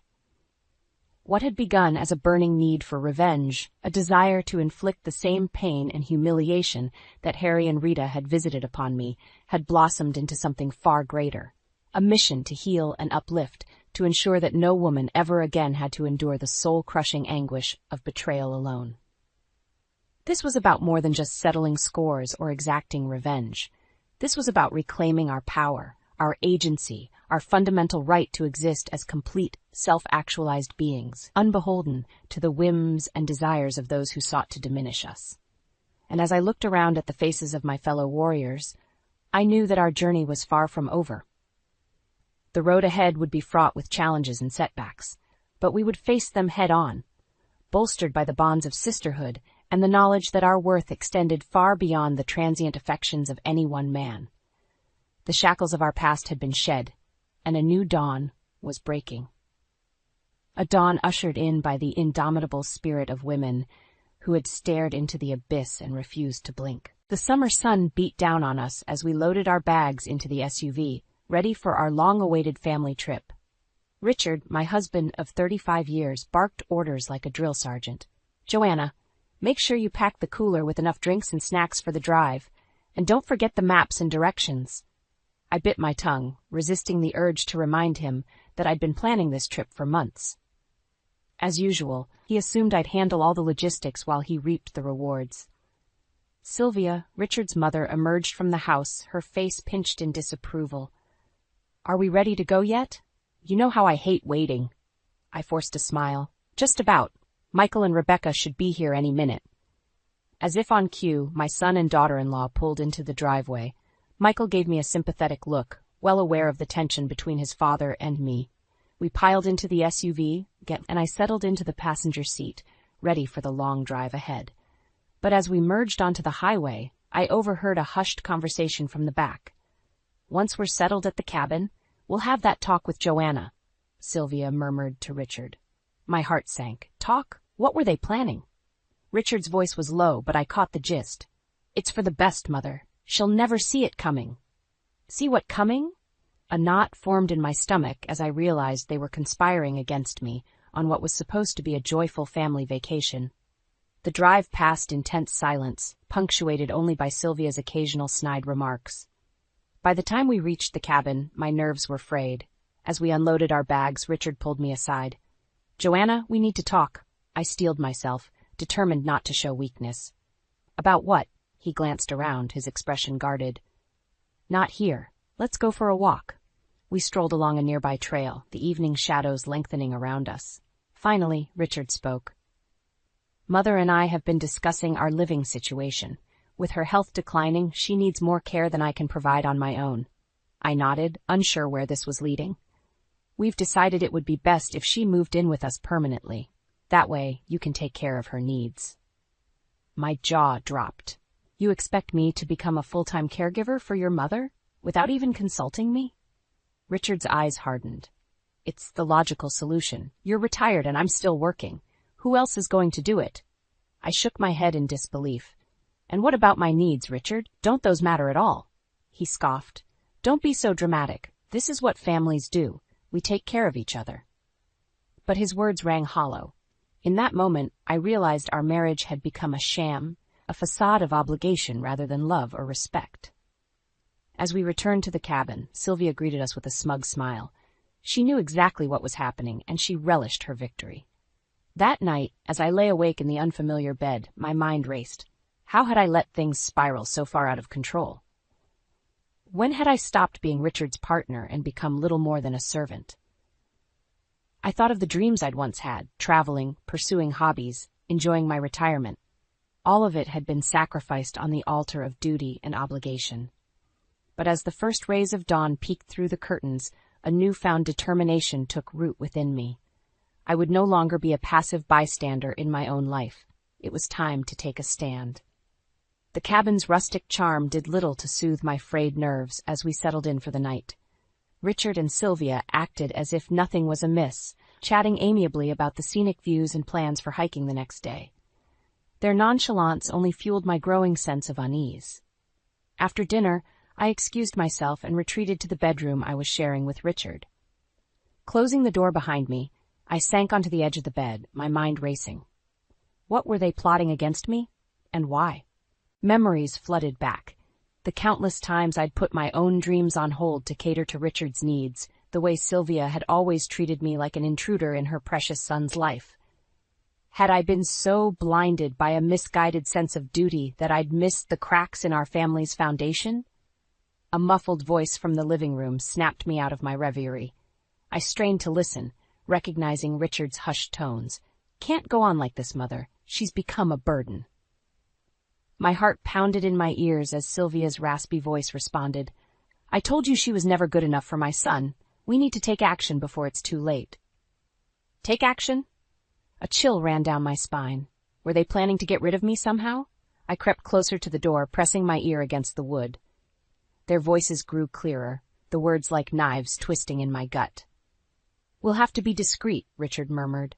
"Michael can never find out the truth." My son's name sent a jolt through me. They were going to lie to him, to turn him against me. Tears stung my eyes as I realized the depth of their betrayal. I don't know how long I stood there, frozen in shock and disbelief. When Richard finally entered the bedroom, his expression was carefully neutral. "You should get some rest," he said, avoiding my gaze. "Big day tomorrow." I watched him disappear into the bathroom, my mind whirling. I couldn't confront him, not yet. Not until I had a plan. That night, as Richard's soft snores filled the room, I lay awake, plotting my next move. I would not go down without a fight. These people who claimed to be my family had shown their true colors, and it was time I did the same. As the first rays of dawn peeked through the curtains, I felt a newfound sense of determination. No more playing the dutiful wife and mother. From now on, I would be the master of my own destiny. Over breakfast, I studied Richard and Sylvia, watching for any hint of their sinister intentions, but they maintained their facade of normalcy, discussing the day's activities as if nothing were amiss. "I thought we could go for a hike this morning," Richard suggested, his tone deceptively casual. "Get some fresh air before the heat sets in." I forced a smile, playing along for now. "Sounds lovely." As we set off into the woods, I hung back, allowing Richard and Sylvia to take the lead. Michael and Rebecca trailed behind, their hushed conversation a comforting backdrop. Sylvia's voice carried back to me, sharp and condescending. "Honestly, Richard, I don't know how you put up with her. She's dead weight, dragging you down." My fists clenched at her cruel words, but I remained silent, biding my time. Richard's response was muffled, but I caught the gist. "Don't worry, Mother. Soon she'll be out of our lives for good." A wave of anger washed over me, hot and consuming. How dare they? After everything I'd sacrificed, this was how they repaid me. In that moment, a plan began to take shape in my mind. A plan for revenge, for justice. They thought they could cast me aside like an unwanted burden? Well, they had another thing coming. As we reached a scenic overlook, I hung back, allowing the others to admire the view. While their backs were turned, I slipped away, retracing our steps back toward the cabin. It was time to take control of my life, once and for all. I watched Richard and Sylvia disappear down the hiking trail, their voices fading into the distance. As soon as they were out of sight, I sprang into action, hurrying back to the cabin. My heart pounded as I slipped inside, scanning the living area for any sign of their belongings. A leather briefcase sat on the coffee table, and I recognized it as Richard's. Without hesitation, I unzipped it, rifling through the contents. Financial statements, legal documents, and letters. My breath caught in my throat as I unfolded one, the looping handwriting unmistakably feminine. The words leapt off the page, searing into my brain. "My dearest Richard, our stolen moments together are all that sustain me." I stumbled back, the room spinning around me. An affair? After all these years of loyalty and sacrifice, he'd been unfaithful? Bile rose in my throat as I continued reading, the sordid details laying bare the depth of his betrayal. And there were more letters, each one more damning than the last. Tears blurred my vision as I turned to the financial records, my hands trembling. Line after line of unexplained expenditures and hidden accounts. proof that Richard had been bleeding our savings dry right under my nose. The sound of laughter drifted in from outside, and I froze, panic gripping me. Michael and Rebecca must have returned from the hike. I had to act fast. Snatching up the incriminating evidence, I raced to the bedroom and began stuffing my belongings into a suitcase. My mind raced, formulating a plan. I couldn't confront Richard and Sylvia here, not with Michael caught in the crossfire. No, I needed to get away, to gather my strength and decide my next move. As I zipped up the suitcase, a familiar voice called out from the living room. "Mom, are you in here?" "Michael?" My heart clenched at the concern in his tone. He deserved to know the truth, but not yet. Not until I was ready to face the fallout. "I'm just resting, honey," I called back, willing my voice to remain steady. "I'll be out in a bit." Silence, then the murmur of Rebecca's soothing tones as she ushered him away. Bless that girl for her intuition. With shaking hands, I scribbled a hasty note, tucking it into Richard's briefcase along with the damning evidence. Then, gripping my suitcase tightly, I slipped out the back door and into the waiting rental car. As I peeled out of the driveway, I caught a glimpse of Michael and Rebecca on the porch, their expressions puzzled. A pang of guilt twisted in my gut, but I pushed it aside. They would understand in time.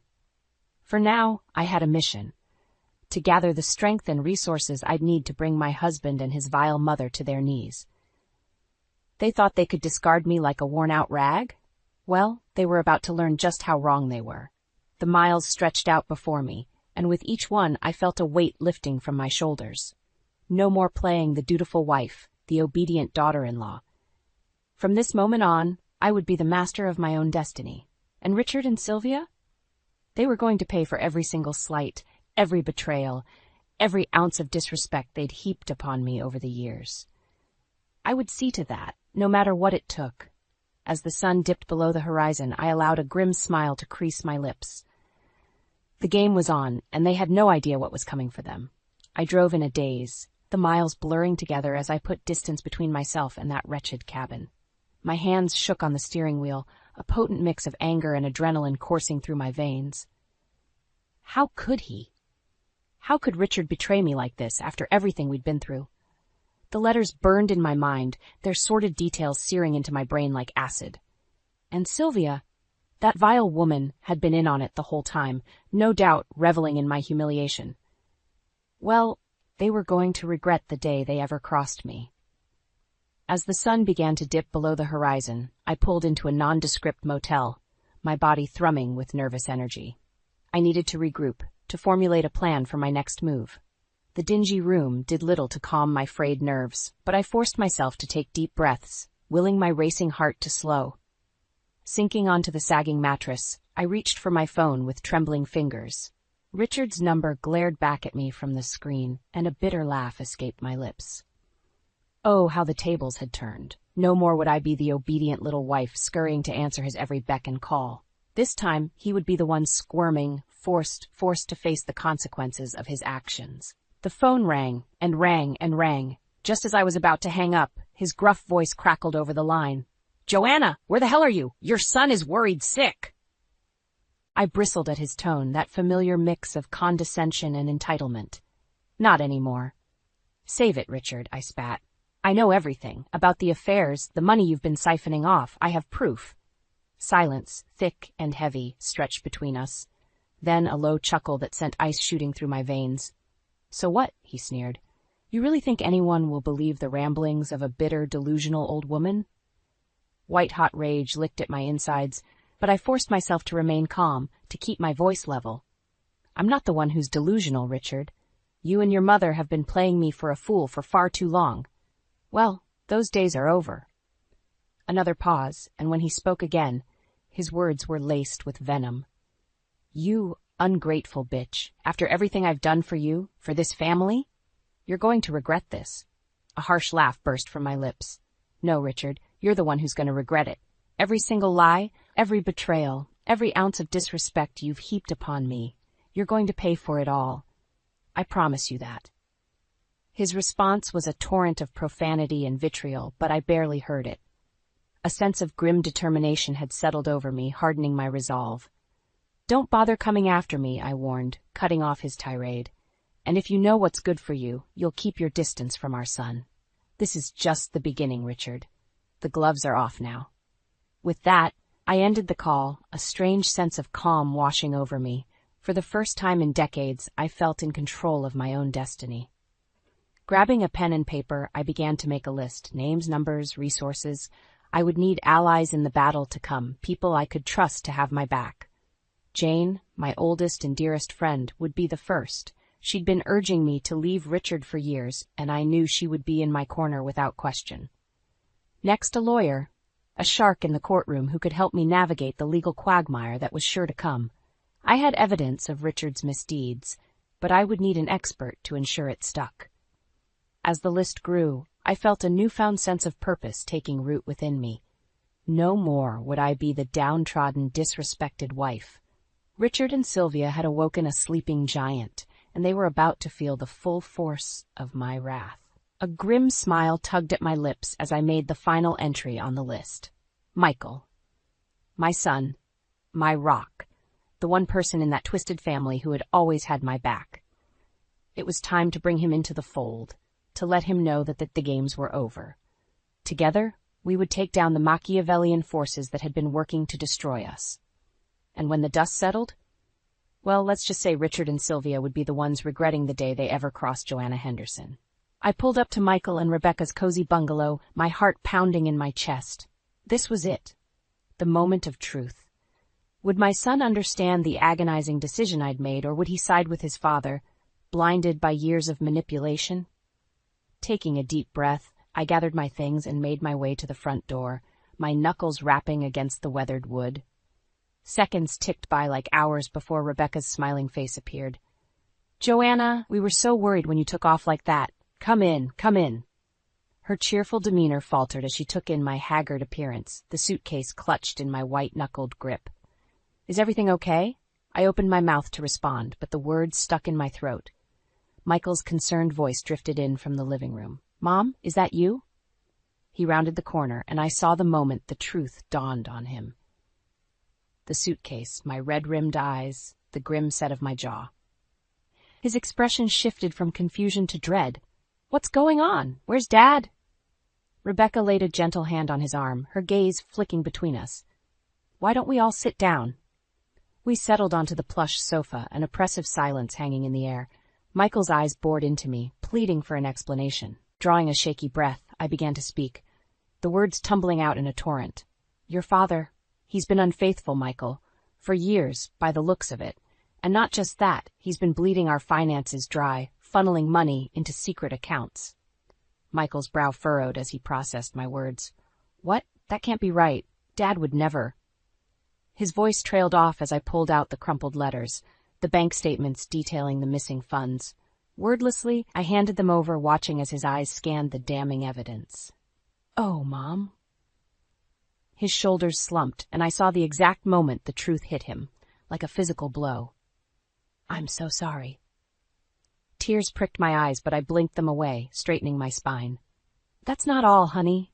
Your grandmother was in on it. They were planning to force me out, to make me your father's full-time caregiver while he carried on with God knows who." Rebecca's sharp intake of breath was the only sound in the room as Michael digested this latest bombshell. His expression darkened, and I recognized the flicker of anger in his eyes. Anger on my behalf. "Those bastards," he muttered, his fists clenching. "How could they do this to you, to our family?" I reached out, covering his hand with mine. "It doesn't matter now. What's done is done. I've made my decision. I'm leaving your father. I can't live like that anymore, constantly disrespected and manipulated." A muscle ticked in Michael's jaw as he processed my words. I could see the war raging within him, the desire to support me, battling against years of ingrained loyalty to his father. Finally, he met my gaze, his eyes shining with a fierce determination that made my heart swell with pride. "You're right, Mom. This ends now. Dad and Grandma," he shook his head, jaw clenched. "They've gone too far this time. I'm with you, 100%. Whatever you need, I'm here." A weight lifted from my shoulders as Rebecca nodded her agreement, squeezing Michael's hand. In that moment, I knew everything would be okay. With my son and his wife in my corner, I could weather any storm Richard and Sylvia threw my way. Reaching out, I pulled Michael into a fierce embrace, blinking back grateful tears. "Thank you," I whispered, my voice thick with emotion. "Thank you for believing me, for having my back." As I held my son close, I felt a newfound sense of strength coursing through me. The path ahead would be rocky, but I was no longer alone. With Michael and Rebecca by my side, I was ready to face whatever challenges lay ahead. Richard and Sylvia had made a grave miscalculation. They had underestimated the bond between a mother and her child, and now they would pay the price for their betrayal. The war had begun, and I had no intention of losing. With Michael and Rebecca's unwavering support, I felt a newfound sense of strength and determination. It was time to reclaim my life, to shed the shackles of Richard and Sylvia's manipulation once and for all. The first order of business was finding a place of my own, a sanctuary where I could begin to heal and plan my next steps. Michael insisted on helping me search, and within a week, we'd found the perfect little apartment in a quiet neighborhood. As I unpacked my belongings, filling the bare shelves and walls with pieces of my life, a weight seemed to lift from my shoulders. This was my space, my refuge from the toxicity that had plagued me for far too long. Of course, Richard didn't take my departure lying down. He showed up at Michael's doorstep, red-faced and bellowing, demanding to know where I was. "She's your mother, for God's sake," he raged at Michael. "You're supposed to be loyal to your family, not that ungrateful harpy." But Michael stood firm, his jaw set in that stubborn line I knew so well. "Mom's the only family I need right now. You and Grandma have done enough damage." Richard's eyes narrowed, and I could see the gears turning in his mind, searching for a way to regain control. "Don't be so quick to judge, son. You haven't heard the full story." "I've heard enough," Michael shot back. "Mom showed me the letters, the bank statements. I know exactly what kind of man you are." For a moment, Richard faltered, his bravado slipping. Then his expression hardened, and he jabbed a finger in Michael's face. "Mark my words, you're going to regret this. When your mother's lies come crashing down around her, don't come crawling back to me." With that, he turned on his heel and stormed off, leaving a ringing silence in his wake.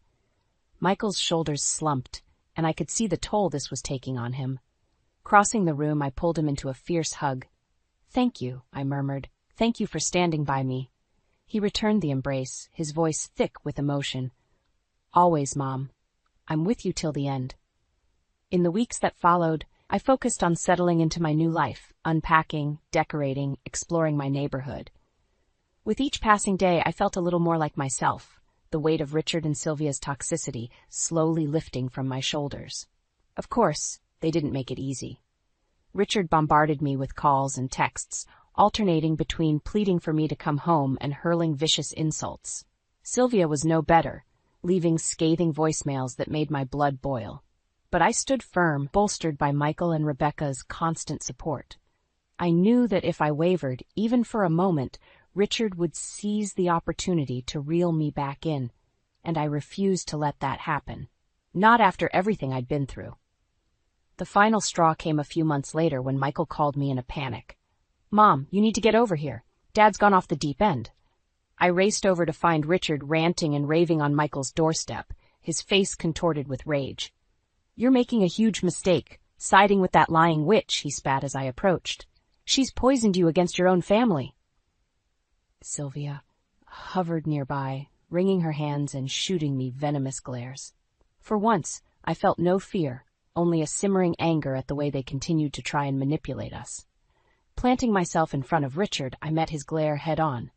"That's enough. You've had your chance to tell your side of the story, and Michael hasn't bought your lies. It's over, Richard. We're done." His face purpled with rage, and for a moment I thought he might strike me. But Michael stepped forward, his broad frame imposing. "You heard her, Dad.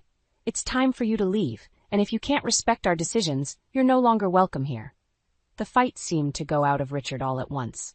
His shoulders slumped, and he shot me one last withering glare.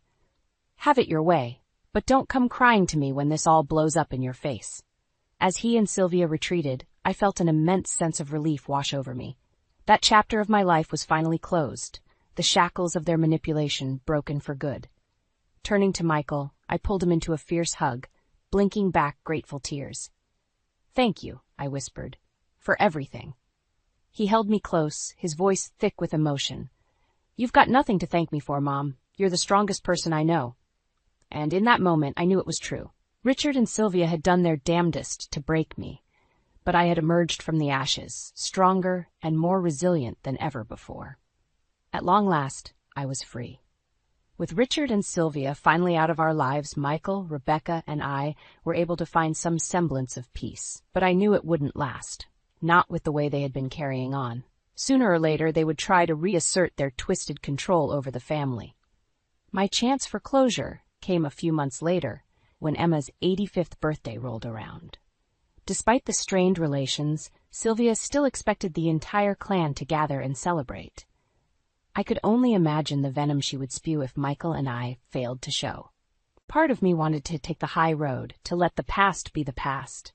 But a larger part, the part that had endured decades of disrespect and manipulation, craved justice.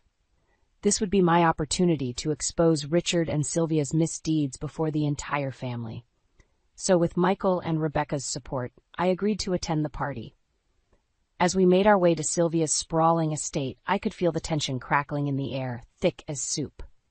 Emma greeted us at the door, her perpetual sneer firmly in place. "Well, well, if it isn't the prodigal daughter-in-law," she sneered. "I must say, you've got a nerve showing your face here after the way you've treated my sister."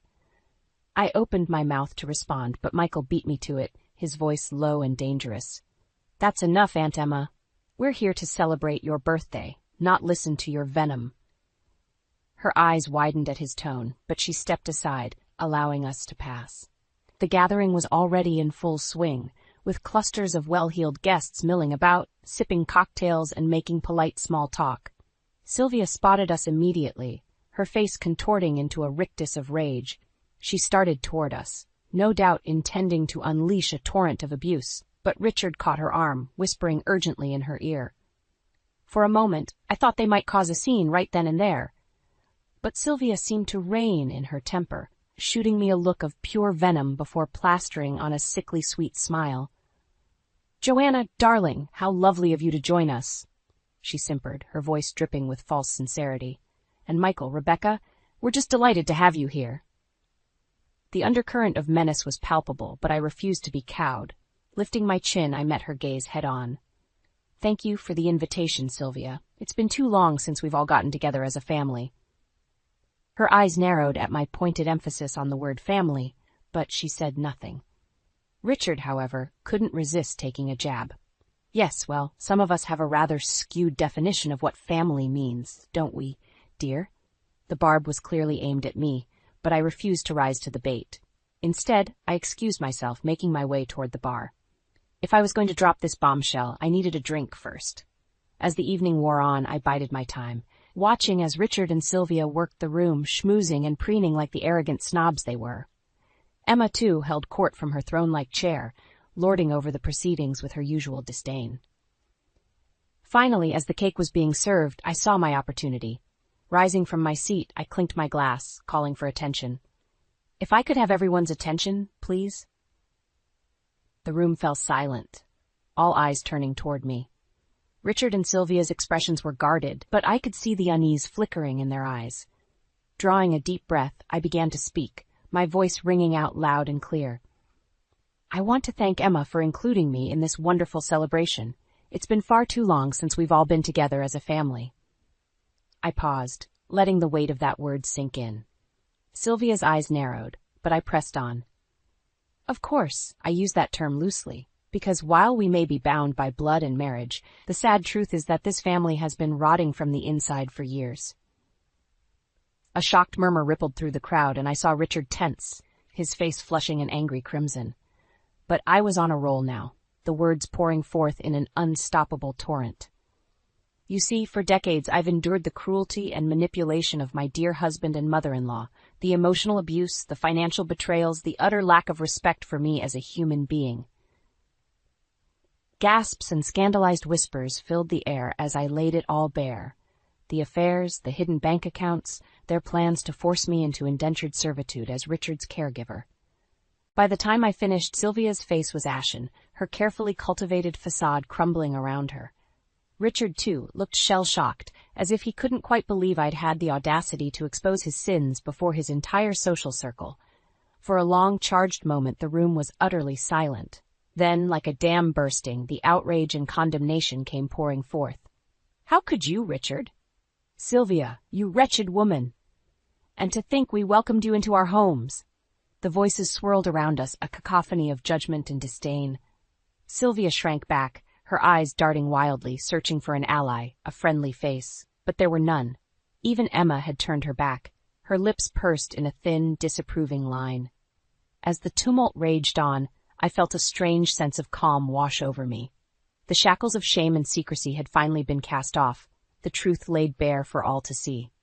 Crossing the room, I came to stand before Richard and Sylvia, looking them square in the eye. "It's over," I said, my voice low but unwavering. "Your lies, your manipulations, they've all been exposed. You have no power over me or this family any longer." Sylvia opened her mouth, no doubt to hurl some scathing insult or empty threat. But the words seemed to die in her throat as she took in the scene around her, the accusatory glares, the whispers of disdain.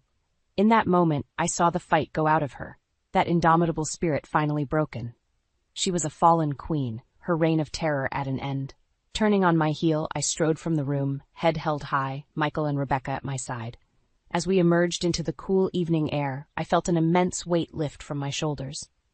At long last, I was free of their toxic influence, their twisted games. And while the road ahead would be long, I knew that I would walk it with strength and dignity, unbowed and unbroken. Revenge, as they say, is a dish best served cold, and oh, how sweet it tasted. In the aftermath of Emma's disastrous birthday party, a strange sense of calm settled over me. For the first time in decades, I was free from the constant weight of Richard and Sylvia's manipulation, their toxic influence finally purged from my life. Of course, they didn't go quietly into that good night. Richard bombarded me with calls and emails, alternating between groveling pleas for forgiveness and vitriolic tirades against my supposed betrayal. Sylvia, too, made her fair share of attempts to reassert her control, leaving scathing voicemails that I promptly deleted without listening. But I was done engaging with their drama, their twisted mind games. I had laid bare the truth for all to see, and in doing so, I had regained my power, my sense of self-worth. With Michael and Rebecca's support, I focused on building a new life for myself, one free from the shackles of my past. I found a quaint little apartment in a charming neighborhood, filling it with pieces that brought me joy. Fresh flowers, cozy throws, framed photos of happier times. And as the weeks turned to months, I began to venture out, to rediscover the world beyond the confines of my toxic marriage.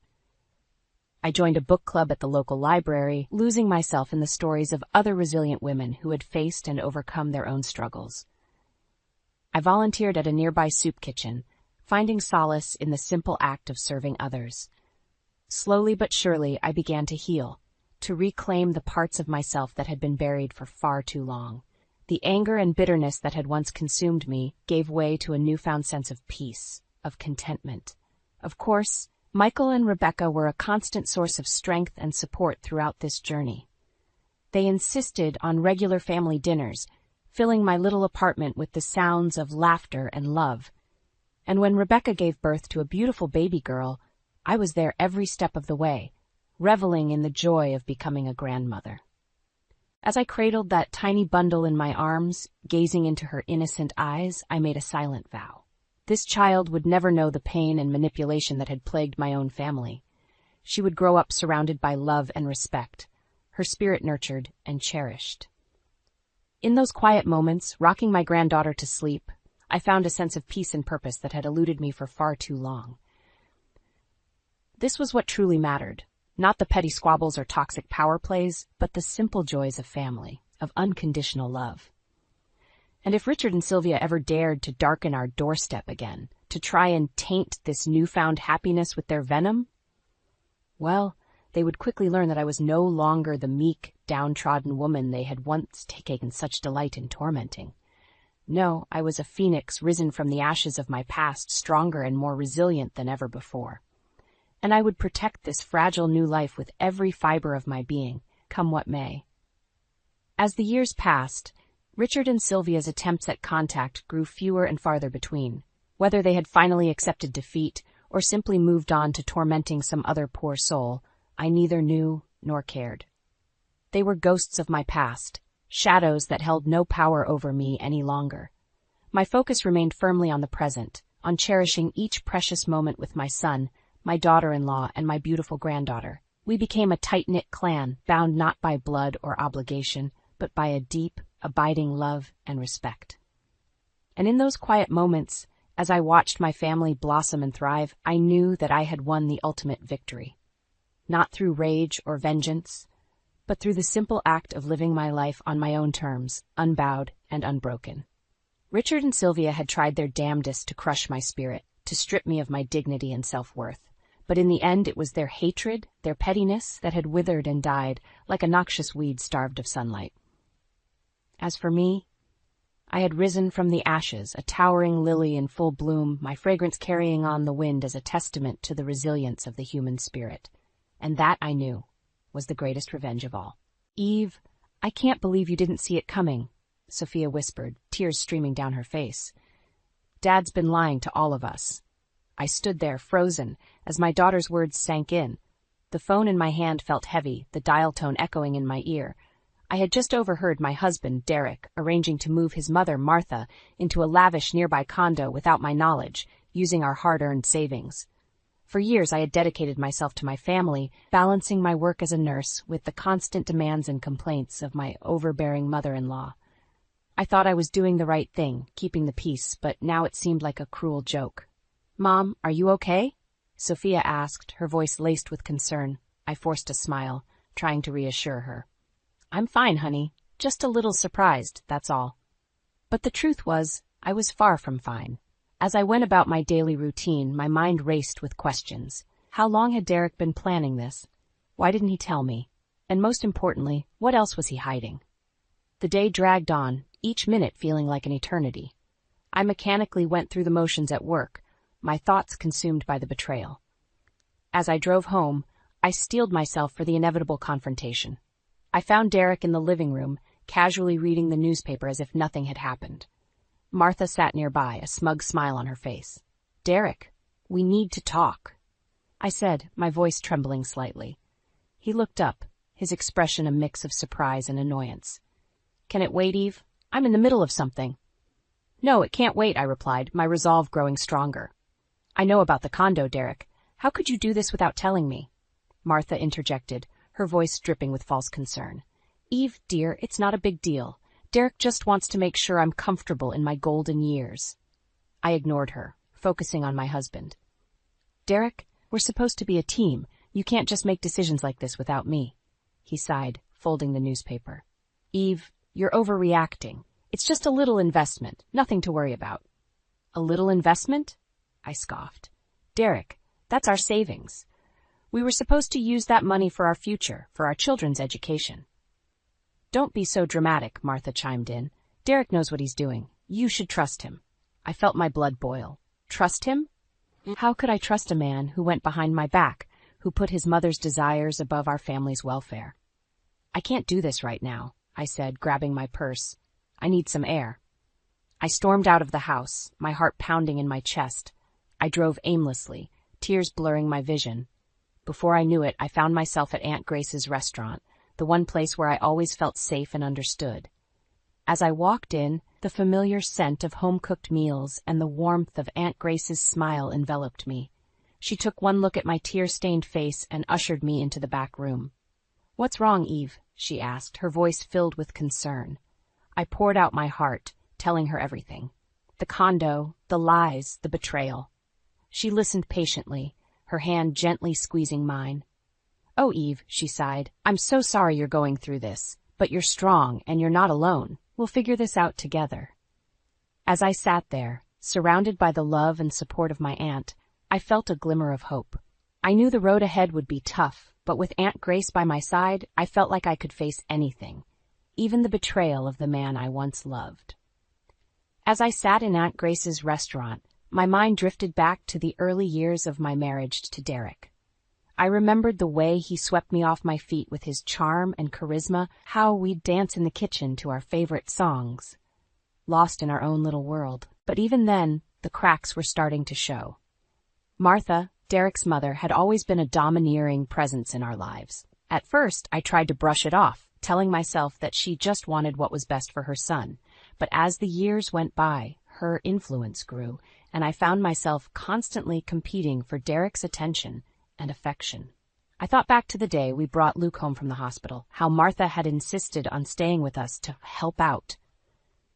She took over the nursery, rearranging everything to her liking and criticizing my every move as a new mother.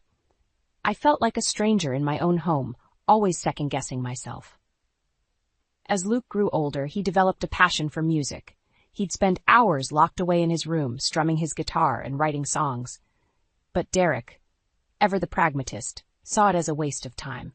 He wanted Luke to follow in his footsteps, to become a successful businessman like him. I tried to support Luke's dreams, but it was an uphill battle. Every time I defended him, Martha would swoop in, reminding me of my place. "Eve, dear," she'd say, her voice dripping with condescension, you don't understand that the world works. Let Derek handle this." And then there was Sophia, my fiery, independent daughter. She was always butting heads with her father and grandmother, refusing to conform to their expectations. I admired her spirit, but I worried about the toll it was taking on her. I remembered one particularly heated argument between Sophia and Derek. She had announced that she wanted to study art in college, and Derek had hit the roof. "Art?" he scoffed. "What kind of career is that? You'll never make a living as an artist." Sophia had stormed out of the room, tears streaming down her face. I had followed her, trying to comfort her, but she pushed me away. "You always take his side," she accused. "You never stand up for us." Her words had cut deep, but I knew she was right. I had been so focused on keeping the peace, on not rocking the boat, that I had lost sight of what really mattered, my children's happiness and well-being. As I sat there, lost in my memories, Aunt Grace placed a steaming cup of tea in front of me. "Penny for your thoughts," she said, sliding into the booth across from me. I sighed, wrapping my hands around the warm mug. "I was just thinking about how things got so messed up," I confessed. "How did I let it get this bad?" Aunt Grace reached across the table, squeezing my hand. "It's not your fault, Eve. You've been dealing with a lot, and you've been doing the best you can." I shook my head. "But I should have seen it coming. I should have stood up for myself, for my kids." "It's never too late," Aunt Grace said, her eyes twinkling with mischief. "You know what they say, the best revenge is a life well lived." I couldn't help but smile at that. She was right. I couldn't change the past, but I could damn well fight for my future, for my children's future. I took a sip of my tea, feeling a newfound sense of determination. I was done being a doormat, done letting Derek and Martha walk all over me. It was time to take back control of my life, one step at a time. I returned home from Aunt Grace's restaurant, my newfound resolve burning bright within me. As I stepped through the front door, I heard Derek's voice coming from the living room. He was on the phone, his tone hushed and urgent. "Yes, I understand. I'll take care of it," he said, before quickly hanging up as he noticed my presence. "Who was that?" I asked, my suspicion piqued.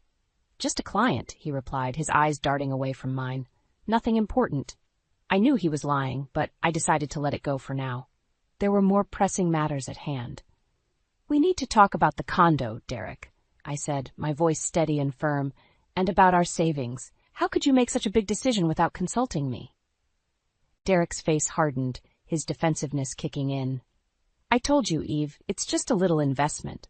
Mother needs a place to live, and I want to make sure she's comfortable." "Comfortable?" I scoffed. "Derek, that condo is nicer than our own home. And what about our savings? We were supposed to use that money for our future, for our children's education." Before Derek could respond, the front door swung open and in walked Martha, a smug smile on her face. "What's all this commotion about?" she asked, feigning innocence. I turned to face her, my anger rising. "Martha, did you know about the condo? About Derek using our savings to pay for it?" Martha's smile faltered for a moment, but she quickly regained her composure. "Of course I did, dear. Derek is just being a good son, looking out for his mother in her golden years." I couldn't believe what I was hearing. The audacity of this woman to come into my home and undermine me at every turn. "This isn't about being a good son, Martha," I said, my voice shaking with barely contained rage. This is about respect and trust. Derek went behind my back, and you're enabling him." Martha's eyes narrowed, her true colors shining through. "Oh, please, Eve, don't be so dramatic. You should be grateful that Derek is such a devoted husband and son." I felt like I was going to explode. How dare she twist this around on me, making me out to be the unreasonable one? Grateful? I spat. For what? For being lied to? For having my opinions and feelings ignored? Derek stepped in, trying to defuse the situation. "Eve, calm down. Let's just talk about this rationally." But I was done being rational, done being the peacekeeper, the one who always had to compromise. "No, Derek, I'm done talking. I'm done being treated like a second-class citizen in my own home." I grabbed my purse and stormed out of the house, ignoring Derek's calls for me to come back. I got in my car and drove, my mind racing with the events of the past few days. Before I knew it, I found myself back at Aunt Grace's restaurant. She took one look at my face and ushered me into the back room, her concern evident. "What happened, Eve?" she asked, handing me a tissue. Through tears of frustration and anger, I told her about the confrontation with Derek and Martha, about how I felt so utterly betrayed and alone. Aunt Grace listened patiently, her hand resting on mine in a comforting gesture. When I finished, she looked me straight in the eye, her gaze fierce and determined. "Eve, you are not alone. You have me, and you have your children. We will get through this together." Her words were like a balm to my battered soul. For the first time in a long time, I felt a glimmer of hope. Hope that I could reclaim my life, my independence. "Thank you, Aunt Grace," I whispered, my voice hoarse with emotion. "I don't know what I would do without you." She smiled, her eyes twinkling with that familiar mischief. "You'd survive, Eve. You're stronger than you know, but I'm glad I can be here for you." As we sat there sipping tea and plotting our next move, I felt a sense of calm wash over me. The road ahead would be tough, but with Aunt Grace by my side, I knew I could face anything, even the betrayal of those I once loved most. In the days following my confrontation with Derek and Martha, the tension at home was palpable. Martha's presence seemed to permeate every corner of the house, her manipulations growing more brazen with each passing day. She would corner me in the kitchen, demanding to know why I wasn't being more supportive of Derek's decision to buy her the condo. "After all he's done for this family, Eve, you should be grateful," she would say, her voice dripping with condescension. I tried to stand my ground, but it was exhausting. Every conversation felt like a battle, and I could feel myself growing weary. Luke and Sophia, bless their hearts, could sense the strain. They started spending more time at home, as if to create a buffer between me and the toxic duo of Derek and Martha. One evening, as we sat around the dinner table, Martha made a snide comment about my cooking.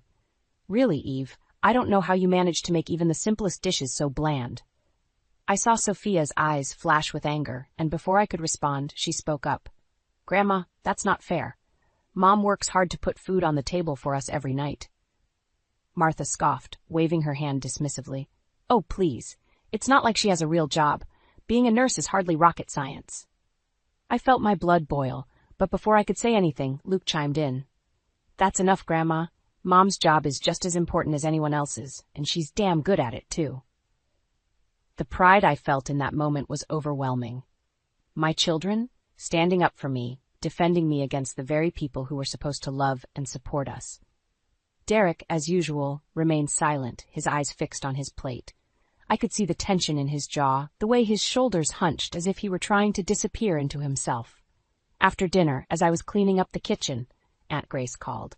I stepped outside, grateful for the reprieve.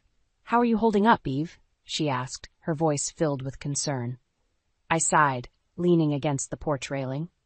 "It's tough, Aunt Grace. Martha is relentless, and Derek just sits there and lets her walk all over me."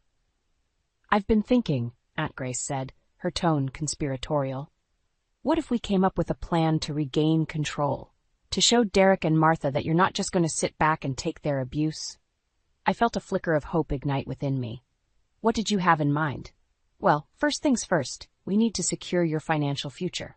Start setting aside some money. Create a backup plan in case things go south with Derek." I nodded, my mind already racing with possibilities. "And then what?" "Then we start to push back. Subtly at first, but enough to let them know that you're not going to be their doormat anymore." I felt a smile tugging at the corners of my mouth. I liked the sound of that. We talked for a while longer, ironing out the details of our plan. By the time I hung up the phone, I felt a renewed sense of purpose, a glimmer of light at the end of the tunnel. The next morning, I woke up early and headed to the bank. I opened a new account in my name, transferring a portion of my paycheck into it.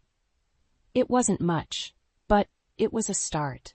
As I drove to work, I felt a sense of empowerment wash over me. For the first time in a long time, I felt like I was taking control of my life, my destiny. Martha and Derek may have thought they had me backed into a corner, but they had no idea what I was capable of. With Aunt Grace's help and the support of my children, I was ready to fight back. And fight back I would, no matter what it took.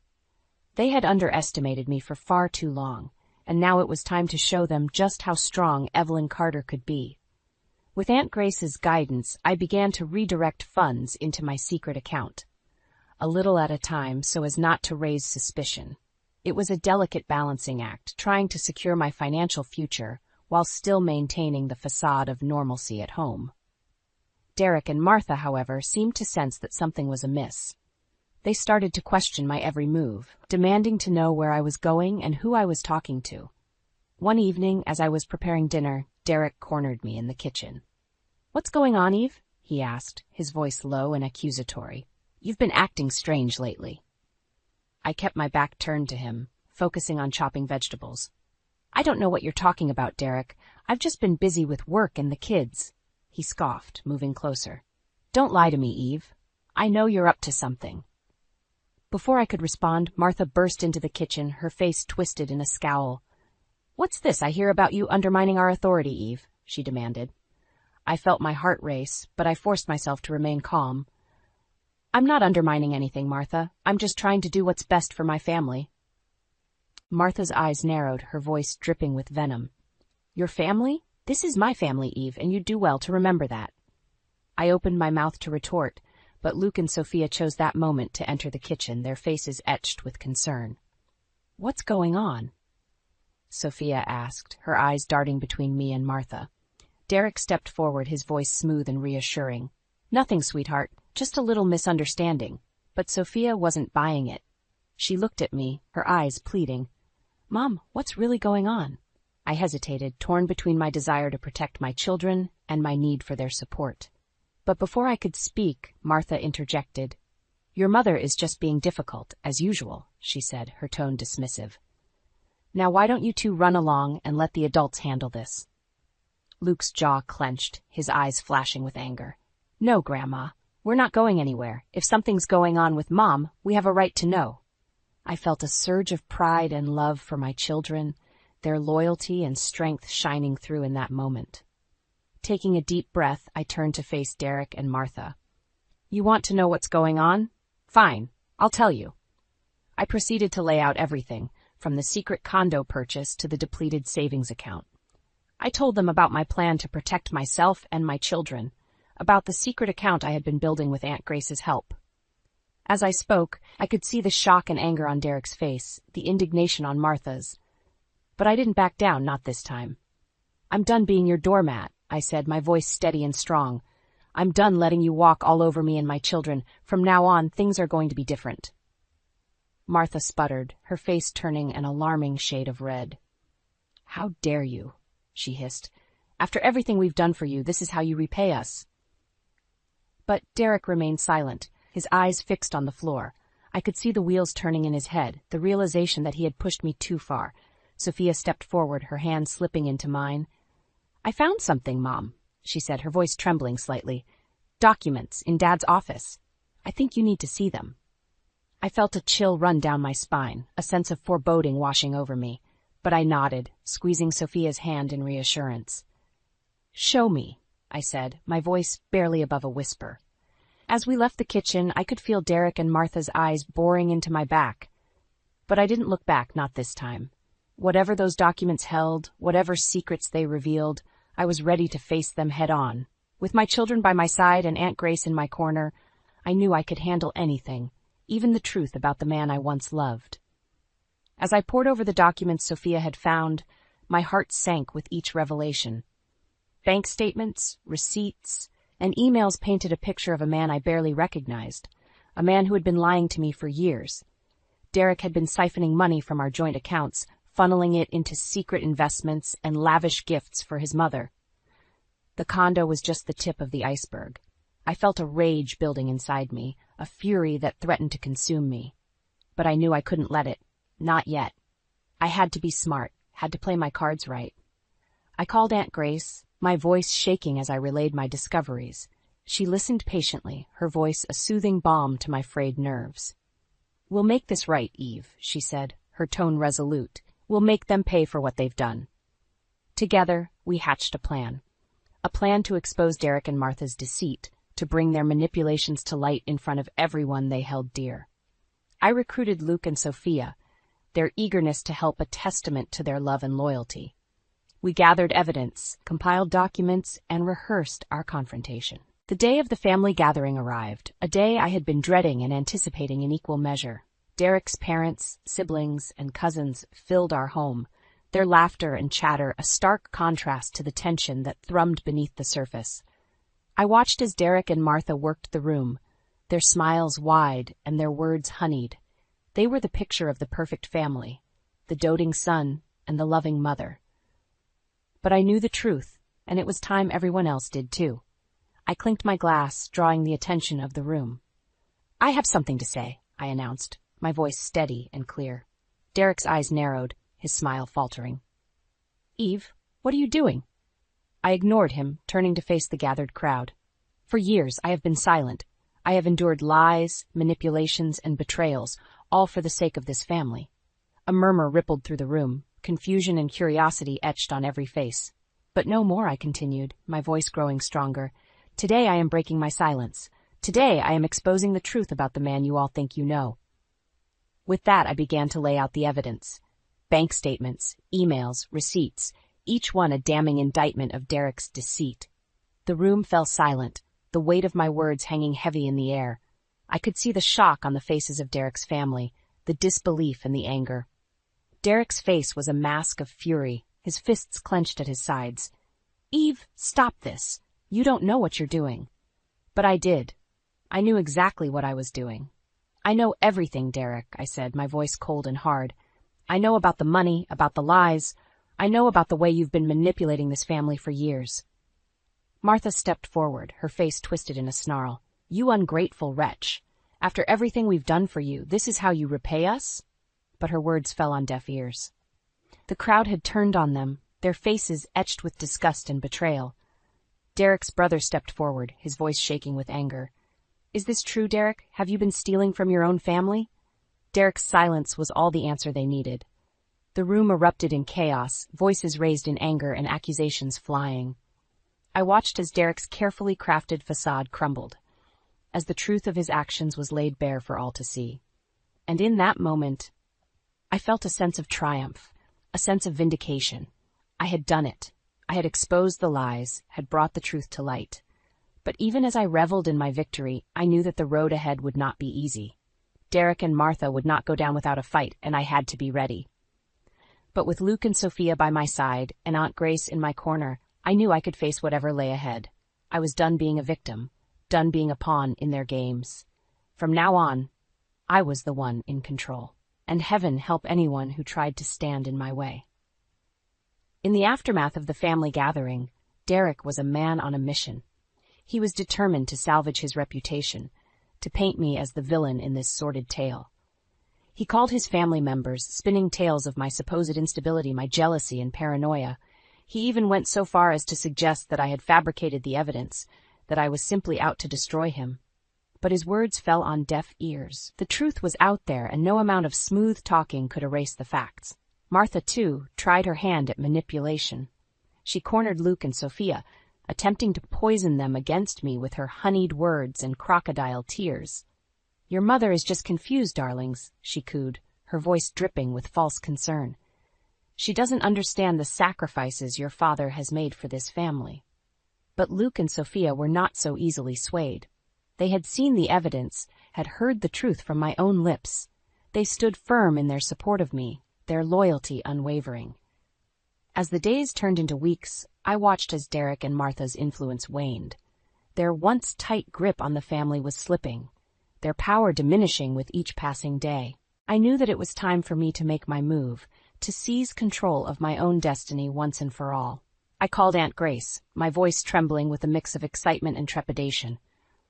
"I'm ready," I said, my words heavy with meaning. She understood immediately, her voice warm with pride. "I knew you would be, Eve. You're stronger than you know." Together we began to plan for my new beginning. We pored over budgets and bank statements, mapping out a path to financial independence.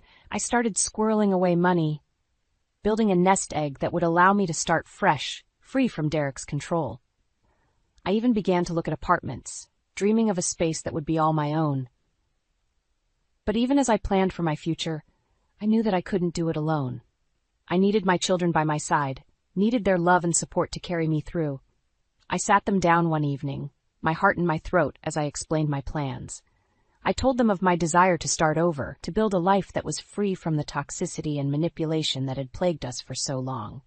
To my surprise and relief, they were fully on board. Luke and Sophia pledged their support, their eyes shining with pride and determination.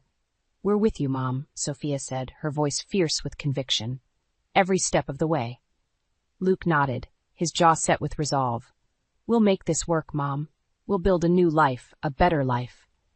I felt tears prick at the corners of my eyes, my heart swelling with love and gratitude. I had always known that my children were my greatest blessing, but in that moment I realized just how truly lucky I was. As the weeks turned into months, I watched as my plan began to take shape. I found a small but cozy apartment, signed a lease, and began to pack up my belongings.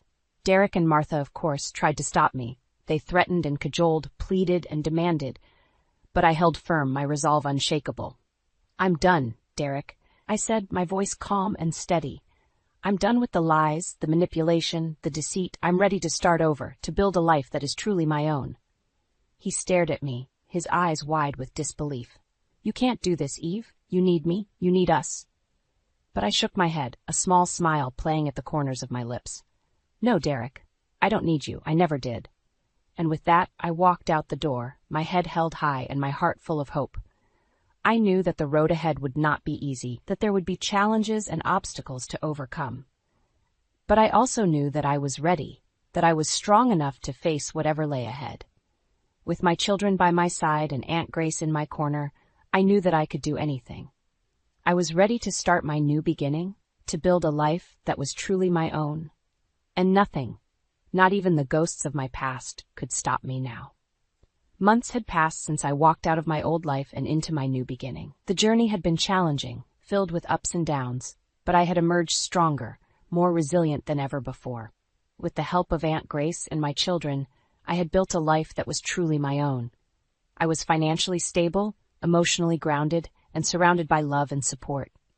My new apartment had become a haven, a place where I could be myself without fear of judgment or manipulation. Luke and Sophia visited often, filling the space with laughter and warmth. We would gather around the kitchen table, sharing meals and stories, making new memories to replace the painful ones of the past. Aunt Grace would join us, her presence a constant reminder of the love and strength that had carried me through my darkest days. Even my work had taken on new meaning. I threw myself into my nursing career, finding fulfillment in the care and compassion I could offer to my patients. It was a reminder that I had value, that I could make a difference in the world. As for Derek and Martha, they had become distant figures in our lives. Derek had moved out of the family home, taking up residence in the very condo he had bought for his mother. Martha, too, had retreated, her once formidable presence diminished in the wake of the scandal. I heard whispers of their attempts to rebuild their reputations, to paint themselves as the victims in this sordid tale. But I paid them no mind. I had learned the hard way that their words were nothing more than empty promises, their actions driven by selfish desires. Instead, I focused on my own growth, on the relationships that truly mattered. Aunt Grace's restaurant had become a second home, a place where I could always find a listening ear and a warm meal. We would sit together in the quiet hours after closing, sipping tea and talking about everything and nothing. She would offer advice and encouragement, her wisdom a guiding light in my journey of self-discovery. And then there were my children. my pride and joy.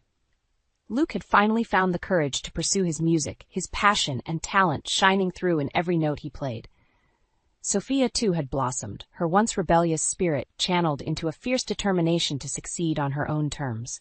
Together we were building a new legacy, one based on love, honesty, and mutual respect.